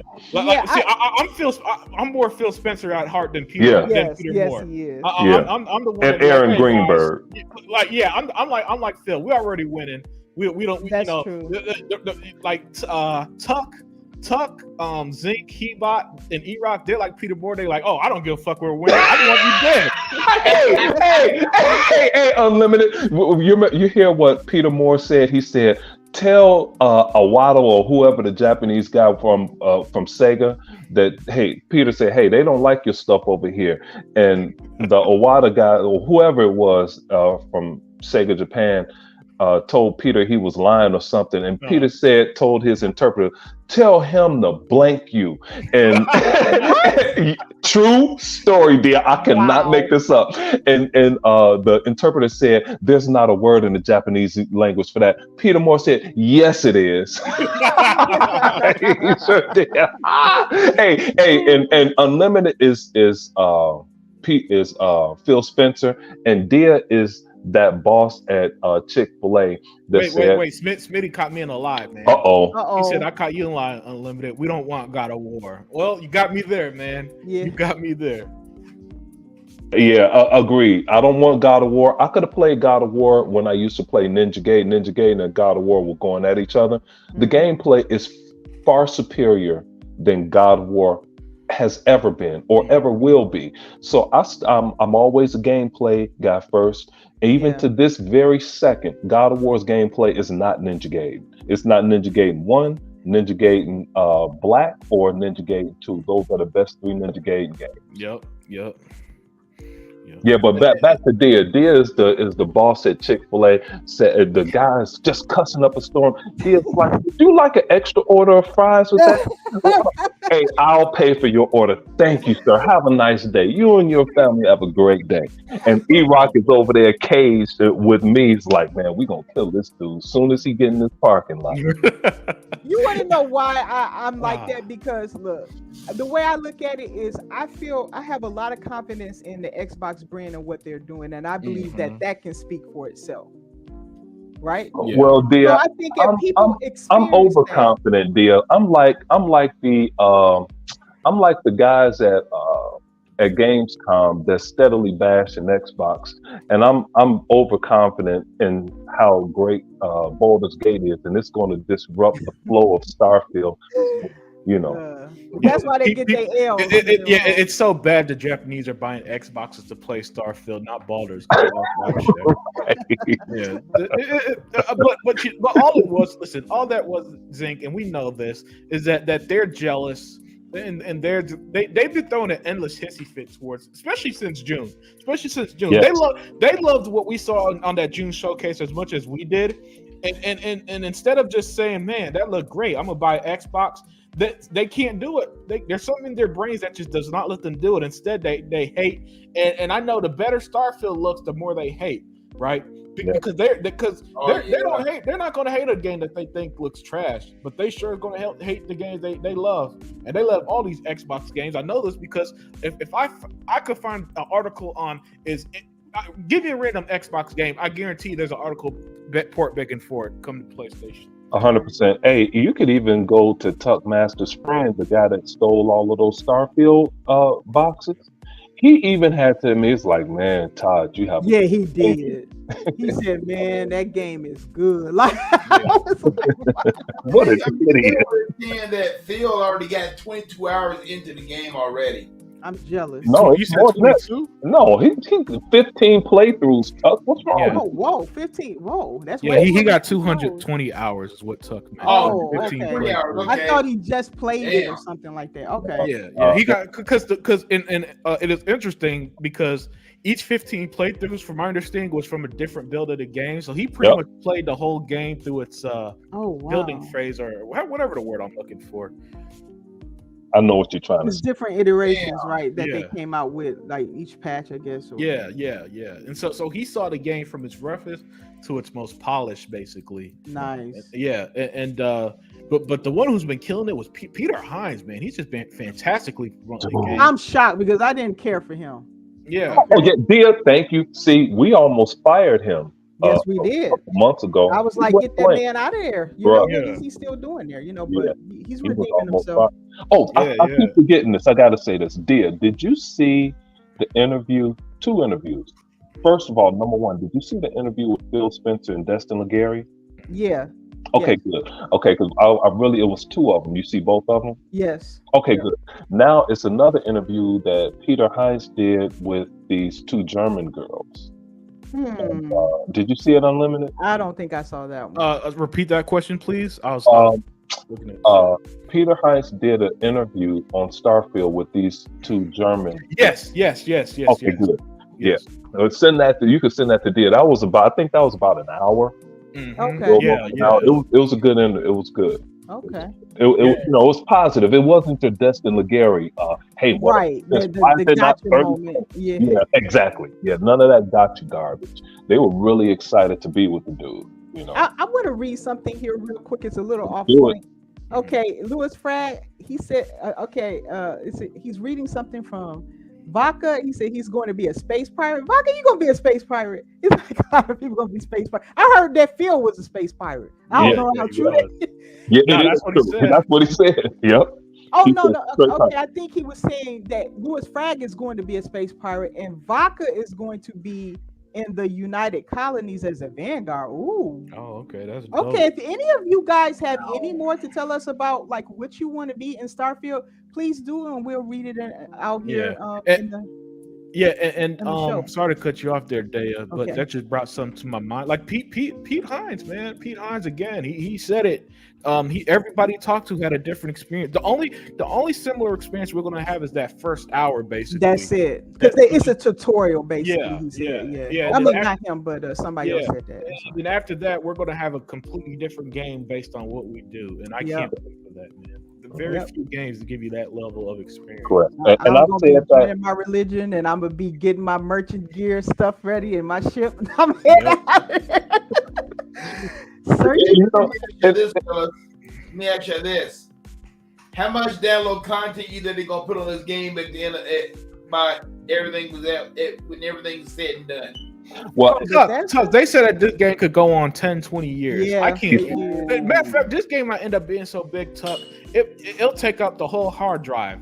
One you'll be playing it forever. I think Pete Hines said that. And I see it. If you could play Skyrim this long, if you play that for 16 years, now they perfected it, and this is bigger than Skyrim, way bigger. No. And here's the thing, Zink. One, Skyrim, as big as it is, that's just one planet's worth of content on Starfield. That is, yeah. Right. And and like I said before, if the game is anywhere near as good as Mass Effect, I'm 1,000 hours minimum. Yeah, I can't see it not topping Mass Effect, and I love. That's what I'm saying. I love Mass Effect, absolutely love it. I played that game, beat it, but this game here, the reason why, because you can just do more with it. Mass Effect, you couldn't do all that stuff with the planets. Yeah. Yeah. Well, You know? and here's the as great as Mass Effect is, at the end of the day, you just had that one story basically. That's true. Right. You end up fighting the Reapers no matter what. No matter With what. you do. Starfield, it seems like some people are not even going to do the main story. Yeah, I've They're heard gonna people get so say they wrapped wasn't up in gonna their bother. own world. Yeah. That's how different it is. So I could see it being even like Forza. It's people. It's a group of people, a large group of people that don't even play Forza. They just make cars. They, Oh, okay, They yeah, just paint yeah. cars. And I could see them doing like that. Like Vodka's a piece of shit. I can't wait to see what the ship that he builds. He's 'cause gonna he's build gonna me a go- Defiant. He said that. So Vodka, don't you forget, a Defiant. I'm gonna remind him every time, like, don't forget you building a Defiant. That should be like one Right. of the top 5 or something like that. Mhm. Yeah, and with that, I think we're going to start wrapping it up here. This was an excellent show for Saturday afternoon. I had a great time. The chat was fantastic. Everybody in the panel was fantastic. So yeah, guys, you guys got anything else you want to add before we shut it down? No, man, that's it. All right, That's cool. it, Yeah. man. So realistically, this is most likely the final show before Starfield. Yep. And That's Nene, garbage. yeah, what do you say? That garbage? That's garbage. We got to do something, man, because something Yeah, well, is down now. Okay, okay, yeah. I'm tripping because I'm gonna be off on Thursday and Friday and next Monday, so I'm taking days off, man. Same. Mhm. So maybe we'll do something Thursday or Friday, since I'll be off then. How does that sound? It could be sounds good, quick, man. man. It'll be a hype field. It could be quick. We don't have Yeah. to pull a Xbox all in. Yeah. Hey, he's dealing with them fires. We gotta be gentle on him. This is actually Yeah. But once everything's back together, man, I ain't gonna be nice anymore. No, I'm just messing with you. Yeah. I love you. And watch Zeke bring up Halo some kind of way with Starfield. Yeah. I know. I look forward to that moment. I already That's did. inevitable. My ship is He's gonna be like, man, when I first got off the ship, it reminded me of the Halo 1 with my son. And the first time I saw you, I already know how it's gonna go. well, my ship is gonna be the pillar of autumn. So Yeah, he did say that. Yeah, he did. Yeah. Oh yeah. Let me shout out the chat. I never get to do that. Yeah, let's do that. Sega Man's excellent at shouting out chats. He Yeah, can remember every he's single number one one. that popped through. But let's see. Vodka, Smitty Smith, Faded Blade, Mike Johnson, Nene 29, Metal Face. I saw 100 earlier. Lewis Frag, Mitchie Pook 6. Someone new, so I forgot to shout him out. Sorry about that. Game Over. Sega Forever, Sega All In, or Xbox All In. Who else popped by? I'm looking through here now. Radiance 96. gaming Already. since the 80s. Gaming since the 80s. Who, by the way, he used to go by Killer's Heaven 92. So I have to keep that in mind. Okay. Power the home- tracks. Pal Tracks. The homie Joe Sinister. Joe, Joe is someone I want to get on this show someday.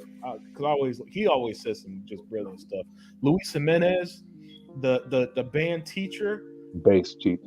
Who was that? Bass teacher, I think that is. Oh, the bass teacher. That's right, the bass teacher. Six layers popped in.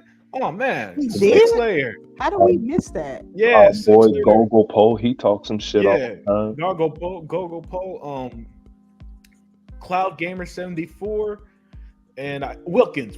That's who I was missing. Wilkins, He yeah. started his shit early, Mr. Kima, and Shizno Elite. Thank you everyone for joining today's show. and he joined the show. Yeah, so this might be the last one before Starfield. If not, we're going to do a post-release Thursday or Friday. So guys, thank you for joining. Enjoy the rest of your weekend. I hope you had a great time as we did, but we are out. Peace. Bye.